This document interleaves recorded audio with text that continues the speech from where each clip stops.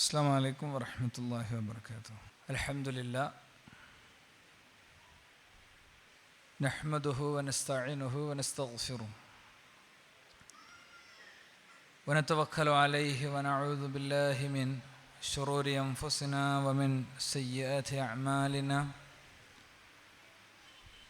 മൻ യഹ്ദിഹില്ലാഹു ഫലാ മുضില്ല ലഹു വമൻ യുض്ലിൽ ഫലാ ഹാദിയ ലഹു. وأشهد أن لا إله إلا الله وحده لا شريك له وأشهد أن محمدا عبده ورسوله. اللهم صل على محمد وعلى آل محمد كما صليت على إبراهيم وعلى آل إبراهيم. اللهم بارك على محمد وعلى آل محمد كما باركت على إبراهيم وعلى آل إبراهيم إنك حميد مجيد.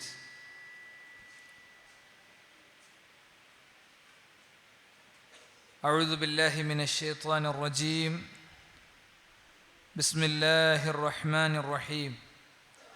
يا أيها الذين آمنوا إن جاءكم فاسق بنبأ فتبينوا أن تصيبوا قوما بجهالة فتصبحوا على ما فعلتم نادمين. ഏറ്റവും പ്രിയപ്പെട്ട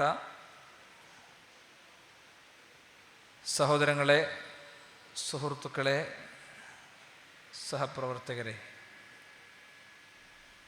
അള്ളാഹു ഈ ഒരുമിച്ച് കൂടൽ ഒരു മഹത്തായ നന്മയായി നമ്മിൽ നിന്ന് സ്വീകരിക്കുമാറാകട്ടെ.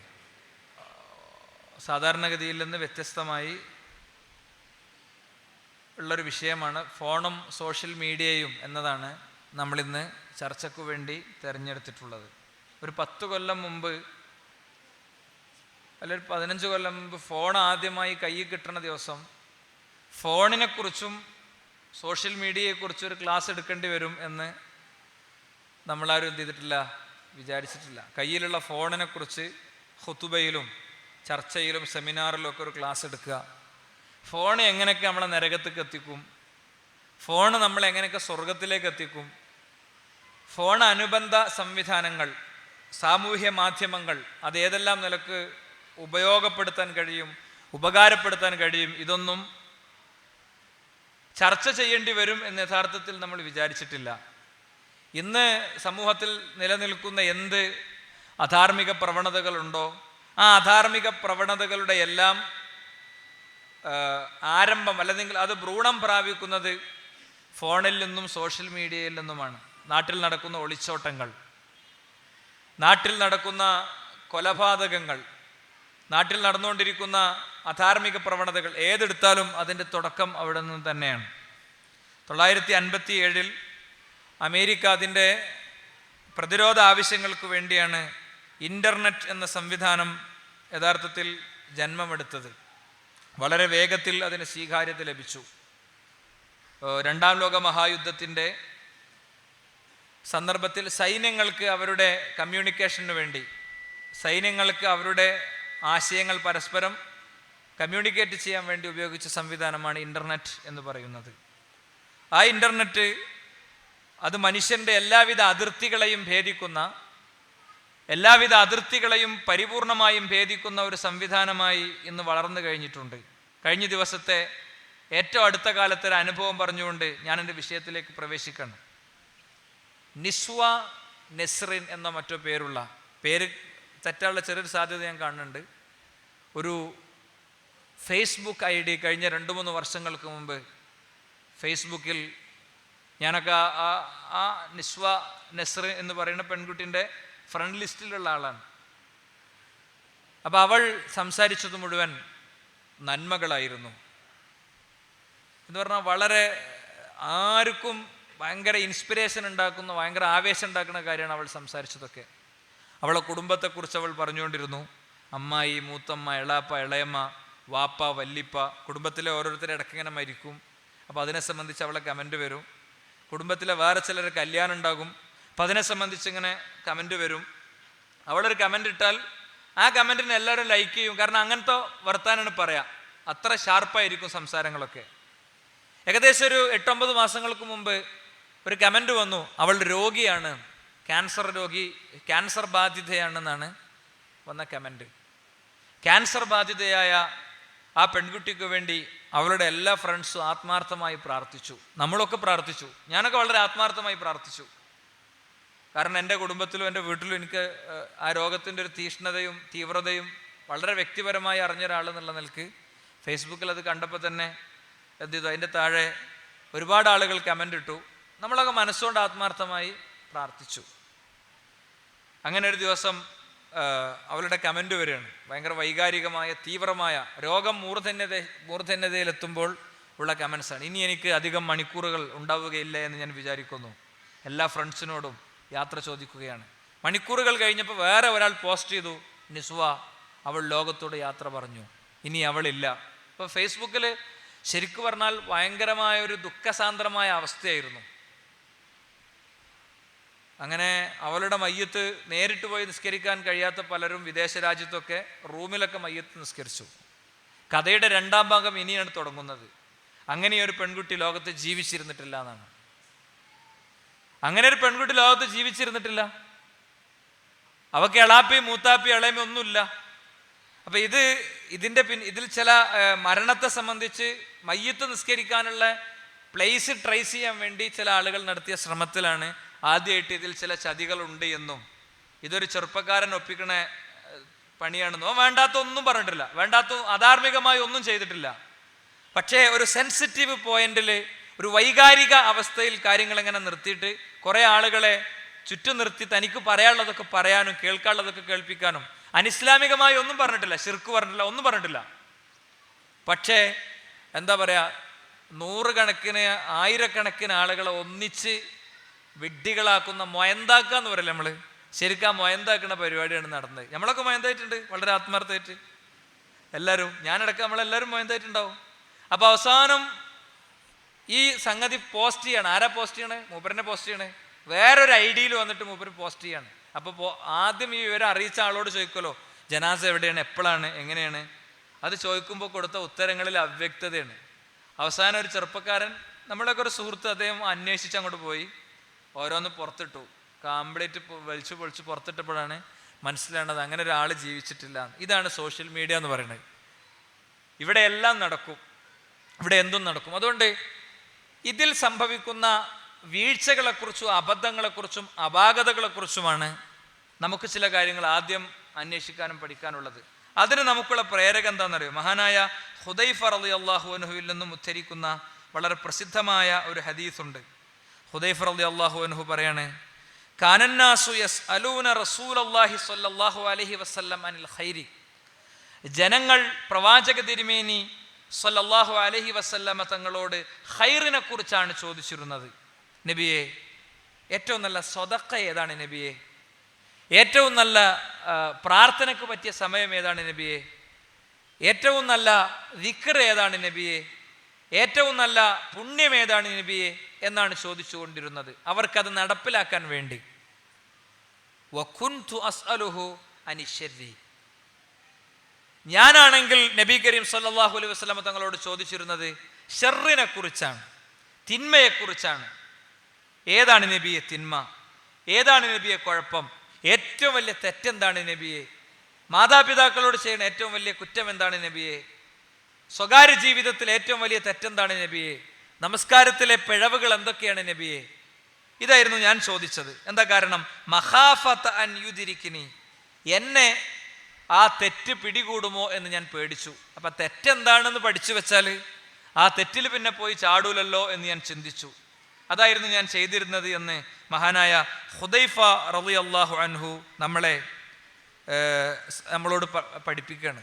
അപ്പം അതുകൊണ്ട് തന്നെ നമുക്കിവിടെ നമ്മൾ സോഷ്യൽ മീഡിയയിലെ ചതിക്കുഴികളെ സംബന്ധിച്ച് അന്വേഷിക്കാനും ചിന്തിക്കാനും പഠിക്കാനും ഒക്കെയുള്ള കാരണം സോഷ്യൽ മീഡിയയിലൂടെ നമ്മൾ എത്തിപ്പെട്ട് എന്താ പറയുക, നമ്മൾ അകപ്പെടാൻ സാധ്യതയുള്ള ചതിക്കുഴികളെ തിരിച്ചറിയാനും അതിൽ ഇടപെടാതിരിക്കാനും വേണ്ടി തന്നെയാണ് ഈ ഒരു കാര്യം നമ്മൾ യഥാർത്ഥത്തിൽ നിർവഹിച്ചുകൊണ്ടിരിക്കുന്നത്. അതിൽ ഒന്നാമത്തെ കാര്യം എനിക്ക് പറയാനുള്ളത് എന്താ അറിയോ? ഒന്നാമത്തെ കാര്യം, നമ്മുടെ സമയം സോഷ്യൽ മീഡിയയിൽ അങ്ങനെ മരിച്ചു തീർന്നുകൊണ്ടിരിക്കുന്നു എന്നത് തന്നെയാണ്. സമയത്തെ സംബന്ധിച്ചിടത്തോളം അതിൻ്റെ വിലയും നിലയും പ്രാധാന്യവും ഗൗരവവും ഒന്നും ഒരു പക്ഷേ നമ്മൾ പൂർണ്ണമായും മനസ്സിലാക്കുകയും അതിനനുസരിച്ച് ജീവിതത്തെ ചിട്ടപ്പെടുത്തുകയും ചെയ്തിട്ടുണ്ടോ എന്നുള്ളത് ഏറെ ചിന്തിക്കേണ്ട ഒരു കാര്യമാണ്. ഇപ്പോൾ ഈ റമദാൻ മാസത്തിൽ ഞാൻ എവിടെയോ വായിച്ചൊരു വാചകമുണ്ട്. വലിയൊരു താബിഈ വര്യൻ്റെ അടുത്ത് ഒരാൾ ചെന്നിട്ട് പറഞ്ഞു, കെല്ലിംനി, നിങ്ങൾ എന്നോട് എന്തെങ്കിലുമൊക്കെ ഒന്ന് സംസാരിക്കൂ, നിങ്ങൾ എൻ്റെ അടുത്ത് എന്തെങ്കിലുമൊക്കെ ഒന്ന് സംസാരിക്കൂ എന്ന് പറഞ്ഞപ്പോൾ അദ്ദേഹം അതിന് കൊടുത്ത ഉത്തരം എന്താണെന്നറിയോ? നീ സൂര്യനെ എനിക്കൊന്ന് പിടിച്ചു നിർത്തിക്കൊണ്ടാ, സൂര്യനെ നീ എനിക്ക് പിടിച്ചു നിർത്തി തരികയാണെങ്കിൽ ഞാൻ നിന്നോട് വെറുതെ ഇരുന്ന് അങ്ങനെ സംസാരിക്കാം. കാരണം സൂര്യൻ മുന്നോട്ട് ചലിച്ചുകൊണ്ടിരിക്കുമ്പോഴൊക്കെ, സൂര്യൻ മുന്നോട്ട് നീങ്ങിക്കൊണ്ടിരിക്കുമ്പോഴൊക്കെ എൻ്റെ ആയുസ്സിൽ നിന്ന് സമയം കൊഴിഞ്ഞു വീണുകൊണ്ടിരിക്കുകയാണ്. എന്നിട്ട് അദ്ദേഹം പറഞ്ഞൊരു വാചകമുണ്ട്, മറ്റൊന്നുമല്ല, അല്ലൈലു വന്നഹാർ യഅമലു ഫീ ജിസ്മിക്, രാത്രിയും പകലും നിന്നിൽ പലതും നിർവഹിച്ചു കൊണ്ടിരിക്കുന്നു. അല്ലൈലു വന്നഹാർ യഅമലു ഫീക്, രാത്രിയും പകലും നിന്നിൽ പലതും നിർവഹിച്ചു കൊണ്ടിരിക്കുന്നു. അതുകൊണ്ട് നീ എന്ത് ചെയ്യണം? രാത്രിയിലും പകലിലും നീ എന്തെങ്കിലുമൊക്കെ നിർവഹിക്കണം. രാത്രിയും പകലും നിന്നിൽ പലതും നിർവഹിച്ചുകൊണ്ടിരിക്കുന്നു, പലതും നിർവഹിച്ചുകൊണ്ടിരിക്കുന്നു. എന്താ? വെളുത്ത രോമങ്ങൾ മെല്ലെ നരച്ചു തുടങ്ങുന്നു, ശരീരത്തിലെ ചർമ്മങ്ങൾ അത് ചുളിഞ്ഞു തുടങ്ങുന്നു, അല്ലേ? ശരീരത്തിലെ അസ്ഥികൾക്ക് ശക്തി ക്ഷയിച്ചുകൊണ്ടിരിക്കുന്നു. തിങ്കളും ചൊവ്വയും വ്യാഴവും ബുധനും മാറി വർഷങ്ങൾ മാറി മറിയുമ്പോൾ സംഭവിക്കുന്നതാണ്. അതുകൊണ്ട് രാത്രിയിലും പകലിലൊക്കെ നീ എന്തെങ്കിലുമൊക്കെ ചെയ്യണം എന്നാണ്. തൻ്റെ താടിയിലെ ആദ്യത്തെ രോമങ്ങൾ നരച്ചപ്പോൾ ഉമർ ഇബ്നുൽ ഖത്താബ് റളിയല്ലാഹു അൻഹു തൻ്റെ പേഴ്സണൽ സ്റ്റാഫിൽപ്പെട്ട ഒരാളെ പിരിച്ചുവിട്ടു എന്നാണ്. പേഴ്സണൽ സ്റ്റാഫിനെ നിശ്ചയിച്ചത് അദ്ദേഹത്തിൻ്റെ വീട്ടിൽ ഭക്ഷണം ഉണ്ടാക്കാനും കുട്ടികളെ സ്കൂളിൽ പറഞ്ഞേക്കാനൊന്നുമല്ല. പിന്നെ ഉമറേ, നീ മരിക്കും എന്ന് ചില സമയത്ത് ഓർമ്മപ്പെടുത്താൻ വേണ്ടിയാണ്. ചില സമയങ്ങൾ പറഞ്ഞു കൊടുത്തു, ആ സമയത്ത് ഞാൻ മറക്കാൻ സാധ്യതയുണ്ട്, അപ്പം നീ എന്നോട് വന്നിട്ട് പറയണം, ഉമറേ നീ മരിക്കും, മറക്കണ്ട. അപ്പം ആദ്യത്തെ രോമം നരച്ചപ്പോൾ അദ്ദേഹം പറഞ്ഞു, നീ പോയിക്കോ, ഇനി ഈ താടി രോമം എന്നെ ഓർമ്മിപ്പിക്കുന്നതാണ്. നമ്മുടെ കൂട്ടത്തിൽ ചില ആൾക്കാർ ചെയ്യാറെന്താണെന്നറിയോ? ശരീരത്തിലെ രോമം നരച്ച ടെൻഷനായിട്ട് കണ്ണാടിന് മുമ്പിൽ കുറേ നിൽക്കും, അവസാനം അത് കറുപ്പിക്കും, അല്ലേ? ഞാൻ വയസ്സനായിക്കൊണ്ടിരിക്കുന്നു, ഖബറിലേക്ക് നീങ്ങിക്കൊണ്ടിരിക്കുന്നു എന്നതിൽ നിന്ന് ഒളിച്ചോടാനുള്ള പാഴ്ശ്രമങ്ങളാണ് ഇതൊക്കെ. മുടി കറുപ്പിച്ചിട്ട് നിസ്കാരത്തിൻ്റെ സ്വഫ് പോയി കൈയിട്ടിട്ടൊരു കാര്യമല്ല, ഒരു കാര്യമല്ല. ആ നിസ്കാരം സ്വീകരിക്കപ്പെടുന്നതിൻ്റെ സാധ്യതകളെ സംബന്ധിച്ച് പണ്ഡിതന്മാർ സംശയം പറഞ്ഞിട്ടുണ്ട്. എന്നാൽ കളർ മാറ്റാം, കറുപ്പ് കൊണ്ട് കളർ മാറ്റാൻ പറ്റില്ല, ഉറപ്പാണ്. കറുപ്പ് കൊണ്ട് കളർ മാറ്റാൻ പറ്റില്ല, അതിൽ വഞ്ചന ഇരിക്കുന്നുണ്ട് എന്നാണ് പണ്ഡിതന്മാർ അതിൻ്റെ ഹിക്മത്ത് വിശദീകരിച്ചെടുത്ത് പറഞ്ഞിട്ടുള്ളത്. അതുകൊണ്ട് ഒന്ന് സമയമാണ്. സമയം ഇഷ്ടം പോലെ സോഷ്യൽ മീഡിയ, ഫോണ് ഇത് അപഹരിച്ചുകൊണ്ടിരിക്കുന്നു. ആരും തോണ്ടലാണല്ലോ, അല്ലേ? നിങ്ങൾ ശരിക്കും ആലോചിക്കുക, നമ്മൾ ഭാര്യക്കും നമുക്കും ഫോണുണ്ടെങ്കിൽ മിക്കവാറും വർത്താനം പഠനത്തില് നമ്മൾ ഫോണിലായിരിക്കും, അങ്ങനെ കളിച്ചുകൊണ്ടിരിക്കും. ആർക്കും ഒന്ന് തുറന്നു പറയാനും ചെയ്യാനൊന്നും സമയമല്ല. എപ്പോഴും ഫോണിൽ ഇങ്ങനെ ഞെക്കി മേടിക്കൊണ്ടിരിക്കുകയായിരിക്കും. നോട്ടിഫിക്കേഷൻ ഒന്ന് നോക്കും, എന്നിട്ട് അവിടെ എത്ര ലൈക്ക് കിട്ടി നോക്കും, ഇവിടെ എത്ര നോക്കും. ഇതിലൊക്കെ എന്താണെന്ന് വെച്ചാൽ ഇപ്പം ട്രോളർമാരുണ്ട്, ICU ഇന്റർനാഷണൽ ചളി യൂണിയൻ എന്നാണ് അവർക്ക് പറയുന്നത്. ഇന്റർനാഷണൽ ചളി യൂണിയൻ എന്താ ചെയ്യുക? ഏതെങ്കിലും ഒരു പൊളിറ്റിക്കൽ ലീഡർ എന്തെങ്കിലും ഒരു സംഭവം പറഞ്ഞാൽ പിന്നാണ്ട് കൊന്നണ്ട് കുഴിച്ച് മൂടലാണ്, അല്ലേ? കേരളത്തിൽ വളരെ പ്രഗത്ഭനായ ഒരു എന്താ പറയുക, വെയിറ്റ് ലിഫ്റ്റിംഗ് ചാമ്പ്യൻഷിപ്പിൽ ഉന്നതമായ കാര്യങ്ങൾ നമുക്ക് വേണ്ടി നേടിത്തന്ന മുഹമ്മദ് അലി എന്ന നമ്മുടെ സ്പോർട്സർ ഏതോ ഒരു മന്ത്രി പറഞ്ഞ അയാൾക്ക് വിവരമില്ലാത്തതുകൊണ്ട് പറഞ്ഞൊരു കമൻ്റാണ്. പിന്നെ അയാളെ പിന്നാലെയാണ് എന്ത് ഫുള്ള്. അപ്പം നമ്മൾ സോഷ്യൽ മീഡിയയിൽ നമ്മളിതിലൊന്നും ഷെയർ ചെയ്യണില്ല, അയക്കണില്ല. പക്ഷേ നിസ്കാരം കഴിഞ്ഞ് നോക്കുമ്പോൾ അങ്ങനെ വായിച്ചിട്ട് ഇങ്ങനെ ചിരിച്ച്, അല്ലേ? അപ്പോൾ അതിൻ്റെ അടുത്ത് നോക്കി. അപ്പോൾ #ഹാഷ്ടാഗ് കൊടുത്തിട്ടുള്ള സംഗതികളുണ്ടാവും. ഞാൻ പറയണത് ചില ആളുകൾക്ക് മനസ്സിലാവില്ല, ചില ആളുകൾക്കേ മനസ്സിലാവുള്ളൂ ഈ പറയുന്ന പോയിന്റ്. അഥവാ ഇങ്ങനെ ഒരു കോണിമാരുണ്ടാവും, ഇങ്ങനെ 2 വര വരച്ചിട്ട് അതിമ്പോൾ ക്രോസിൽ 2 വര വരക്കും. അതിനാണ് #ഹാഷ്ടാഗ് എന്ന് പറയാം. #ഹാഷ്ടാഗ് ഇട്ടിട്ട് ഇപ്പോൾ പറയാം മഞ്ചേരി റമദാൻ ക്ലാസ് എന്ന് കൊടുത്താൽ അങ്ങനെ ഇട്ട് വരുന്ന അവിടെ ജസ്റ്റ് ഞെക്കി കൊടുത്താൽ അവിടെ ഇട്ട് വരുന്ന ഫുൾ ഡീറ്റെയിൽ നമുക്ക് കിട്ടും. അപ്പം അതിങ്ങനെ വായിച്ചിരിക്കും, അതിമ അങ്ങനെ കാലം കഴിക്കും. ഇതേപോലെ ചില ചങ്ങാതിമാരുണ്ടാകും, കുറേ ആവശ്യമില്ലാത്ത തമാശ ഉണ്ടാവും. ശക്തമായ കാലവർഷക്കെടുതികൾ കാരണം കോഴിക്കോട് ജില്ലയിലെ മുഴുവൻ സ്കൂളുകൾക്കും നാളെ അവധിയാണെന്ന് കലക്ടർ അറിയിച്ചു. നാളെ നല്ല മഴയുണ്ടാവും, പുറത്തൊക്കെ നല്ല മഴയാണ്. അപ്പോൾ ഞാനൊക്കെ കോഴിക്കോട്ടേക്ക് എത്തണമല്ലോ, അങ്ങ് കണ്ണൂർ ബോർഡർക്ക് എത്തേണ്ടിന് കുറച്ച് മുമ്പ്. അപ്പോൾ അങ്ങനെ ആശ്വാസപൂർവ്വം അങ്ങനെ നോക്കുമ്പോൾ ഉണ്ടാവും താഴെ, ഇങ്ങനൊരു മെസ്സേജ് വന്നാൽ താങ്കൾ എന്താണ് ചെയ്യുക? എങ്ങനെയുണ്ട് ഇങ്ങനൊരു മെസ്സേജ് ഇപ്പോൾ വന്നാൽ നിങ്ങൾ എന്താ ചെയ്യുക? അപ്പോൾ നമ്മൾ വായിച്ചിട്ട് ഭയങ്കര ചിരിയൊക്കെ ചിരിക്കും, അല്ലേ? ഭയങ്കര ചിരിയൊക്കെ ചിരിച്ചാൽ അടുത്ത ആളെ നമ്മൾ പറ്റിക്കാൻ നമ്മളടുത്ത ഗ്രൂപ്പിലിടും. പിന്നെന്ത് ചെയ്യുന്ന വെച്ചാൽ ഒരു ഫോട്ടോ ഒക്കെ കൊടുത്തിട്ട് ഇതൊന്ന് ഷെയർ ചെയ്തതിൻ്റെ ശേഷം ഒന്ന് കമൻറ്റ് ചെയ്ത് നോക്കൂ, അപ്പോൾ കാണാം മാജിക്. കുറേ സാധുക്കൾ എന്നിട്ട് ഷെയർ ചെയ്യും, വലിയ മാജിക്കാന്ന് വിചാരിച്ചിട്ട്. ചുരുക്കി പറഞ്ഞാൽ വലിയൊരു സമയം ഇതിൽ ചിലവായി പോകണമെന്ന് ഞാൻ പറയണേ. എല്ലാവർക്കും വാട്സാപ്പിലും ഫേസ്ബുക്കിലും ഇഷ്ടം പോലെ ടൈം, ഫ്രഷ് ടൈം ചിലവായി പോകുന്നുണ്ട്. ചില ആളുകളൊക്കെ ചെറുപ്പക്കാർ കുട്ടികളൊക്കെ നമ്മൾ ഓടിക്കലുണ്ട് ഫേസ്ബുക്കിൽ നിന്ന്. അന്നഞ്ഞ് പരീക്ഷൻ്റെ നേരത്തെ ഈ ബൈക്ക് കാണരുത് എന്നറിയും. അപ്പം നമ്മളങ്ങനെ പറയണ ആരെങ്കിലുമൊക്കെ ഫേസ്ബുക്ക് കയറിയാൽ പിന്നെ ഓൻ പെട്ടെന്ന് ഓനെ കാണുമല്ലോ, ഓൺലൈനിൽ നിന്ന് കാണാൻ പെട്ടെന്ന് മുങ്ങണ്. എന്താ ഓൻ അപ്പുറത്തുണ്ടാവും സംഗതി. ഈ പറഞ്ഞ ആൾക്കാരൊക്കെ ഇറങ്ങിപ്പോയാൽ പിന്നെയും കയറും. അപ്പോൾ സോഷ്യൽ മീഡിയ നമ്മളുടെ സമയം അപഹരിച്ചുകൊണ്ടിരിക്കുന്നു. ലാ തസൂലു ഖദമ അബ്ദിൻ, ഒരടിമയുടെയും ഇരു കാലും അവൻ മുന്നോട്ട് വെക്കുന്നില്ല. 3-4 കാര്യങ്ങളെക്കുറിച്ച് പടച്ചോൻ ചോദിക്കും. ചോദിക്കാതെ ഒരാളും രക്ഷപ്പെടുകയില്ല എന്ന് റസൂൽ സല്ലല്ലാഹു അലൈഹി വസല്ലം തങ്ങൾ പറഞ്ഞിട്ടുണ്ട്. അൻ ഉംരിഹി ഫീമാ അഫ്നാഹു, അവൻ്റെ ആയുസ്സിനെ കുറിച്ച് അതെന്തിനാ ചെലവാക്കിയത് ചോദിക്കാനുള്ള അവകാശം പടച്ചോനുണ്ട്. കാരണം ശരീരത്തിൻ്റെ ഉള്ളിൽ ഓരോ ഫംഗ്ഷൻ എടുത്തു നോക്ക് നിങ്ങൾ. തലച്ചോറ് 1.3 കിലോഗ്രാം മാത്രമാണ് അതിൻ്റെ വെയിറ്റ്. അതിൻ്റെ ഉള്ളിൽ എന്തൊക്കെയാണ് നടക്കണത്, എന്തെല്ലാം നടപടിക്രമങ്ങൾ നടന്നുകൊണ്ടിരിക്കുന്നു. മനുഷ്യൻ്റെ ഹൃദയം 1,00,000 തവണ മിടിച്ചുകൊണ്ടിരിക്കുന്നു. ഇതിലൊന്നും ഒരു റിസ്ക്കും നമുക്കില്ല. അപ്പോൾ ഒരു മനുഷ്യൻ്റെ ബോഡി പ്രോപ്പറായി വർക്ക് ചെയ്യാൻ പ്രഷർ കൂടിയെന്നറിയും. എന്താ ഒന്ന് ശരീരത്തിൻ്റെ ചൂടൊക്കെ ഒന്ന് കൂടിയെന്നപ്പോൾ പറഞ്ഞതിൻ്റെ അർത്ഥം അല്ലേ? ഷുഗർ കുറഞ്ഞു എന്നറിയും. ഷുഗർ കുറഞ്ഞു, ഒന്നിനും പറ്റാതെ അവൻ അങ്ങനെ തളർന്ന് കിടക്കണ്. അല്ലെങ്കിൽ സോഡിയം കുറഞ്ഞു, ആകെ കയ്യും കാലൊക്കെ ഇട്ട് അടിക്കും മനുഷ്യന്മാർ. എന്താ ചെയ്യുക? നേരെ കൊണ്ടുപോയിട്ടാണ് കിടത്തിയിട്ട് ഒരു ബോട്ടിൽ സോഡിയാണ് കയറ്റും. അപ്പോൾ ആള് കൂളായി. എന്തിപ്പോൾ ചെയ്തതെന്ന് വെച്ചാൽ ഞാൻ ഒന്നും ചെയ്തിട്ടില്ലല്ലോ, എൻ്റെ ചവിട്ട് കിട്ടിയിട്ടുണ്ടത് എവിടെ ഈ പാട്, ഞാനോ? അവൻ അറിഞ്ഞിട്ടല്ല. അപ്പോൾ ഇങ്ങനെയൊക്കെ ഇത് മെയിൻറ്റെയിൻ ചെയ്ത് കൊണ്ടെടുക്കുകയാണ് പടച്ചോന്. സ്വാഭാവികമായിട്ടും പടച്ചോന് നമ്മളോട് ചോദിക്കാനുള്ള വകുപ്പുണ്ട്, എന്തേ നീ നിന്റെ ആയുസ് ചെയ്തു എന്ന്. സമയത്തിൽ ഓരോ മിനിറ്റിന് മറുപടി പറയേണ്ടി വരും. ഓരോ തിങ്കളും ഓരോ ചൊവ്വി ഓരോ ബുധനും ഓരോ വ്യാഴോ ഓരോ രാത്രി ഓരോ പകലും ഒക്കെ നമ്മൾ യഥാർത്ഥത്തിൽ മറുപടി പറയേണ്ടി വരും. അതിലാകെ സുരക്ഷിതമാകാൻ സാധ്യതയുള്ള സമയങ്ങൾ ഏതൊക്കെയാണ്? ഇപ്പം ഈ വന്നിരിക്കണ നേരം, വല്ല സംഘടനാ മീറ്റിങ്ങിലും പോയിരിക്കണ നേരം ഉണ്ടെങ്കിൽ അത്, വല്ല നല്ല കാര്യത്തിനും നടത്തുന്ന യാത്ര ഉണ്ടെങ്കിൽ അത്, അല്ലേ? കുട്ടികളെ പോറ്റാൻ ഹലാലായ സമ്പാദ്യം വേണമെന്ന് വിചാരിച്ച് അധ്വാനിക്കുകയാണെങ്കിൽ അത്, ഇതൊക്കെ അതിൽ പെടും. അപ്പോൾ സോഷ്യൽ മീഡിയ നമുക്കൊരുക്കുന്ന ചതിക്കുഴികളിൽ ഏറ്റവും പ്രധാനപ്പെട്ട ഒന്ന്, ഫോണിലൊക്കെ നമ്മൾ പറ്റിക്കപ്പെടുന്ന ഒരു പ്രധാനപ്പെട്ട ഏരിയ അത് ഇതുതന്നെയാണ്. ഉദാഹരണങ്ങൾ ഞാൻ കൂടുതൽ പറയണില്ല. രണ്ടാമത്തെ കാര്യം, ഓൺലൈൻ ഗെയിമുകളും അനുബന്ധ കാര്യങ്ങൾ ഉണ്ടാക്കുന്ന പ്രശ്നങ്ങളാണ് എനിക്ക് പറയാനുള്ളത്. കാരണം ഈ വിഷയത്തിൻ്റെ ആദ്യ ഭാഗത്തെ ഒരു 7-8 കാര്യങ്ങൾ കഴിഞ്ഞ കൊല്ലം ഞാൻ പറഞ്ഞിട്ടുണ്ട്. അപ്പോൾ സ്വാഭാവികമായിട്ടും ഇത് റെക്കോർഡ് ചെയ്യപ്പെടുന്നതുകൊണ്ട് ഉപകാരപ്പെടാൻ നല്ലത് അതിൻ്റെ അവസാന ഭാഗം പറയാമെന്നുള്ള നിലക്കാണ് ഞാനിതിങ്ങനെ തന്നെ പറയുന്നത്. ഓൺലൈൻ ഗെയിമുകൾ എന്താ ഇപ്പം അമ്മമാർ ചെയ്യുക? കുട്ടി അടങ്ങിയിരിക്കാൻ നേരെ ഫോൺ കൊണ്ട് കൊടുക്കും. അവിടെ അങ്ങനെ ഇരുന്നോലും എന്നാ ഒന്ന് അടങ്ങി, പത്തിരി ചുട്ട് കഴിയുന്നത് വരെ ഒന്ന് അടങ്ങി നിന്നാൽ മതി, പിന്നെ എന്തെങ്കിലും ആയിക്കോട്ടെ, അല്ലേ? പള്ളിയിൽ ചെന്നാലും അടങ്ങിയിരിക്കാൻ എന്താ ചെയ്യുക? വേഗം നമ്മളെ ഫോണാണ് കൊടുക്കും. വാട്സാപ്പിൽ കണ്ടമാന സാധനം വന്നിട്ടുണ്ടാവും, നമ്മളെ നിയന്ത്രണത്തിൽപ്പെട്ട സംഗതിയല്ല, വൃത്തികെട്ട ഫോട്ടോസൊക്കെ വന്നിട്ടുണ്ടാവും. കുട്ടികളൊക്കെ അങ്ങനെ തോണ്ടി കളിക്കുന്നുണ്ടാവും.